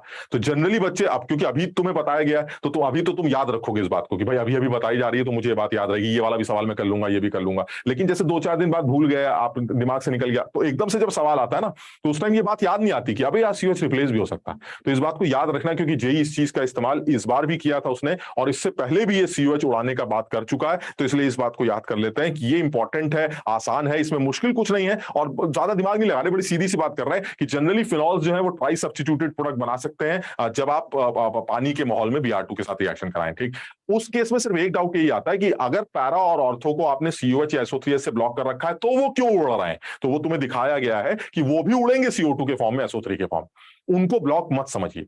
हाँ, अगर आपने नॉर्मल पानी का माहौल ना लिया होता तो फिर उड़ने का सवाल ही नहीं उठता, जो जहां लगा है वहां लगा रहेगा। अगर कोई जगह मिले तो चुपचाप Br को लगा दीजिए, वो उड़ा किसी को नहीं सकता, क्योंकि उड़ता तभी है जब COH CO- के फॉर्म में और SO3H SO3- के फॉर्म में दिखे, तभी वो CO2 SO3 बन सकता है, वरना वो CO2 SO3 में कन्वर्ट नहीं हो सकता। कुछ समझ पाए? Yes sir. Yes sir. तो ये फिनॉल की इलेक्ट्रोफिलिक एरोमेटिक सब्स्टिट्यूशन से रिलेटेड हमारी पहली रिएक्शन, और फिनॉल से इलेक्ट्रोफिलिक एरोमेटिक सब्स्टिट्यूशन से रिलेटेड हमारी दूसरी रिएक्शन, वो भी हम अभी लिख ही लेते हैं क्योंकि छोटी सी रिएक्शन है, and that is Kolbe's reaction. तुमने सुना है कोल्ब्स रिएक्शन हाइड्रोकार्बन्स के अंदर कोल्ब्स इलेक्ट्रोलिसिस या कोलबेज इलेक्ट्रोलिसिस के अंदर जो बड़ी एल्केन बनाने का काम करती थी, बड़ी एल्केन याद है, RR ऐसे वुड्स टाइप की जो रिएक्शन, उसी टाइप से यहां पर भी, लेकिन वो कार्बोक्सिलिक एसिड के सोडियम पोटेशियम सॉल्ट की इलेक्ट्रोलिसिस होती थी। यहां पर भी कोल्ब से, आप पता नहीं सेम कोल्ब है कि नहीं, हमें नहीं पता। ठीक, तो बहरहाल कोल्ब्स रिएक्शन है जो फिनॉल की बड़ी इंपॉर्टेंट रिएक्शन है, जिसमें ये कहते हैं कि जो फिनॉल है वो CO2 के साथ इलेक्ट्रोफिलिक एरोमेटिक सब्स्टिट्यूशन रिएक्शन में इन्वॉल्व होता है, और जब फिनॉल CO2 के साथ इलेक्ट्रोफिलिक एरोमेटिक सब्स्टिट्यूशन रिएक्शन में इन्वॉल्व हो तो उसे आप कोल्ब्स रिएक्शन के नाम से जानते हैं। यानी दिस इज कोल्बे या कोल्ब जैसे भी बोलते हो, कोल्ब्स रिएक्शन। तो ये जो कोल्बेज रिएक्शन या कोल्ब रिएक्शन है, इसमें ये रिएक्शन है कि जो आपका फिनॉक्साइड आयन है ये CO2 के साथ रिएक्ट करके कुछ बनाता है जिसका एसिडिफिकेशन आपको सैलिसिलिक एसिड बना के दे देता है, और ये रिएक्शन कोल्ब्स रिएक्शन के नाम से जानी जाती है। तो अब देखो, मुझे लगता है कि बहुत आसान सी बात है कि CO2 एज एन इलेक्ट्रोफाइल, हमारी बात हुई थी CO2 एक इलेक्ट्रोफाइल की तरह बिहेव कर सकता है, तो अगर CO2 इलेक्ट्रोफाइल की तरह बिहेव कर सकता है तो ऐसे में ये CO2 जो है, याद है CO2 इलेक्ट्रोफाइल की तरह क्यों बिहेव कर सकता है? क्योंकि जब ये इलेक्ट्रॉन लेने आता है, यानी जब इलेक्ट्रॉन्स इसको मिलते हैं तो ये पाई बॉन्ड टूट जाता है। तो इसका मतलब ये हुआ सर, ये भी बड़ा सीधी सी रिएक्शन है, ऑर्थो पे या पैरा पे जाके जोड़ दीजिए। तो अगर मैं मैकेनिज्म दिखाना चाहता हूं तो मैकेनिज्म दिखा सकता हूं, ये ऐसे है और ये आपका CO2 खड़ा है। तो ऐसे में सर ये देखिए ऑर्थो पे लगने की मैकेनिज्म आपके सामने है, समझ में आया? और जैसे यहाँ अप्रोच करेगा ये पाई बॉन्ड टूट जाएगा। तो मुझे लगता है कि बहुत आसानी से आप यहां तक पहुंच सकते हैं। ये डबल बॉन्ड होगा, यहाँ H होगा, यहाँ CO- होगा, डंडे ऐसे होंगे। अब आपको पता ही है एरोमेटिसिटी दोबारा गेन करने के चक्कर में ये H निकलेगा, ये O पर माइनस आएगा। अब जरा सोच के बताना, जो O पर माइनस आएगा और इस CO पे भी माइनस है, तो जो H निकल रहा है प्लस के फॉर्म में, या तो ऊपर वाले O- पे जाएगा या नीचे वाले O- पे जाएगा। वो किसके ऊपर जाएगा जो H निकल रहा है? CO-, बिल्कुल नहीं आएगा। CO- is already equi energy resonance stabilise, तो ऊपर वाले O पे जाएगा। समझ रहे हो बात? यानी ये आ जाएगा OH और नीचे आ जाएगा CO-। और नेक्स्ट स्टेप में आपने एसिडिफिकेशन कर दिया, तो जैसे ही आप इसका एसिडिफिकेशन करेंगे तो ये आपको सैलिसिलिक एसिड बना के दे देगा। This is OH and this is COH, and this is major because of hydrogen bonding. ठीक, अच्छा, यही चीज पैरा पर भी बन सकती थी। आप देखिए पैरा पर बनाते हैं तो कैसे बनाएंगे, ये O- है, ये आपका CO2। पैरा पर CO2 के जाने का रीजन क्या है? क्योंकि सर पैरा पर इलेक्ट्रॉन्स है। कैसे हैं ये देखिए, पैरा पर इलेक्ट्रॉन्स है, और ये इलेक्ट्रॉन्स किसको मिल जाएंगे? CO2 को। ये बॉन्ड टूट गया, मस्त इलेक्ट्रोफिलिक एरोमेटिक सब्स्टिट्यूशन है। बॉन्ड की सिचुएशन ऐसी होगी, फिर वही वाली कहानी आएगी, जब H यहां से निकलेगा एरोमेटिसिटी दोबारा गेन करने के चक्कर में, तो ये H ऊपर वाले O को प्रोटोनेट कर देगा। जब ऊपर वाले O को प्रोटोनेट करेगा तो ऊपर OH आ जाएगा, नीचे CO- है। जब आप इसका एसिडिफिकेशन करेंगे तो ऊपर OH आ जाएगा, नीचे COH आ जाएगा। तो ये एक अच्छी और आसान सी रिएक्शन है सैलिसिलिक एसिड, उसका पर्पस भी है। सैलिसिलिक एसिड बनाना एक बड़ी इंपॉर्टेंट बात थी, क्योंकि सैलिसिलिक एसिड से मैं कुछ और इंपॉर्टेंट प्रोडक्ट्स बना सकता हूं, जैसे वो और जैसे वो, मतलब नाम याद नहीं आ रहे, जैसे एस्प्रिन। एस्प्रिन समझते हो, दर्द निवारक एस्प्रिन दवा होती है ना, एस्प्रिन, यहां से एस्प्रिन बन सकती है। ऑयल ऑफ विंटर ग्रीन, सेलॉल, ऐसे करके तमाम कुछ प्रोडक्ट्स हैं जो आप इस सैलिसिलिक एसिड से आगे बना सकते हैं। So this is important reaction, क्योंकि ये एक ऐसा आदमी बना के दे रही है जो आगे बड़े बड़े कंपाउंड्स बनाने में, इंपॉर्टेंट कंपाउंड्स की फॉर्मेशन में यूज हो सकता है। तो फिनॉल की रिएक्शन या फिनॉक्साइड आयन की रिएक्शन CO2 के साथ सबसे पहले कराकर एसिडिफिकेशन के बाद सैलिसिलिक एसिड का बनना, ये फिनॉल की इलेक्ट्रोफिलिक एरोमेटिक सब्स्टिट्यूशन रिएक्शन का एग्जांपल है, जिसमें जो इलेक्ट्रोफाइल है वो CO2। कुछ समझ पाए बात? Yes sir. तो आज इतना ही करते हैं यार, फिर अगली क्लास में थोड़ा सा और इसको कर लेते हैं। अगली क्लास में खत्म हो जाएगा, अगली क्लास में खत्म, लेकिन तभी होगा जब पुरानी कोई बात ना आए। अगर फिर कोई पुरानी बात आ गई तो फिर ये बढ़ जाए।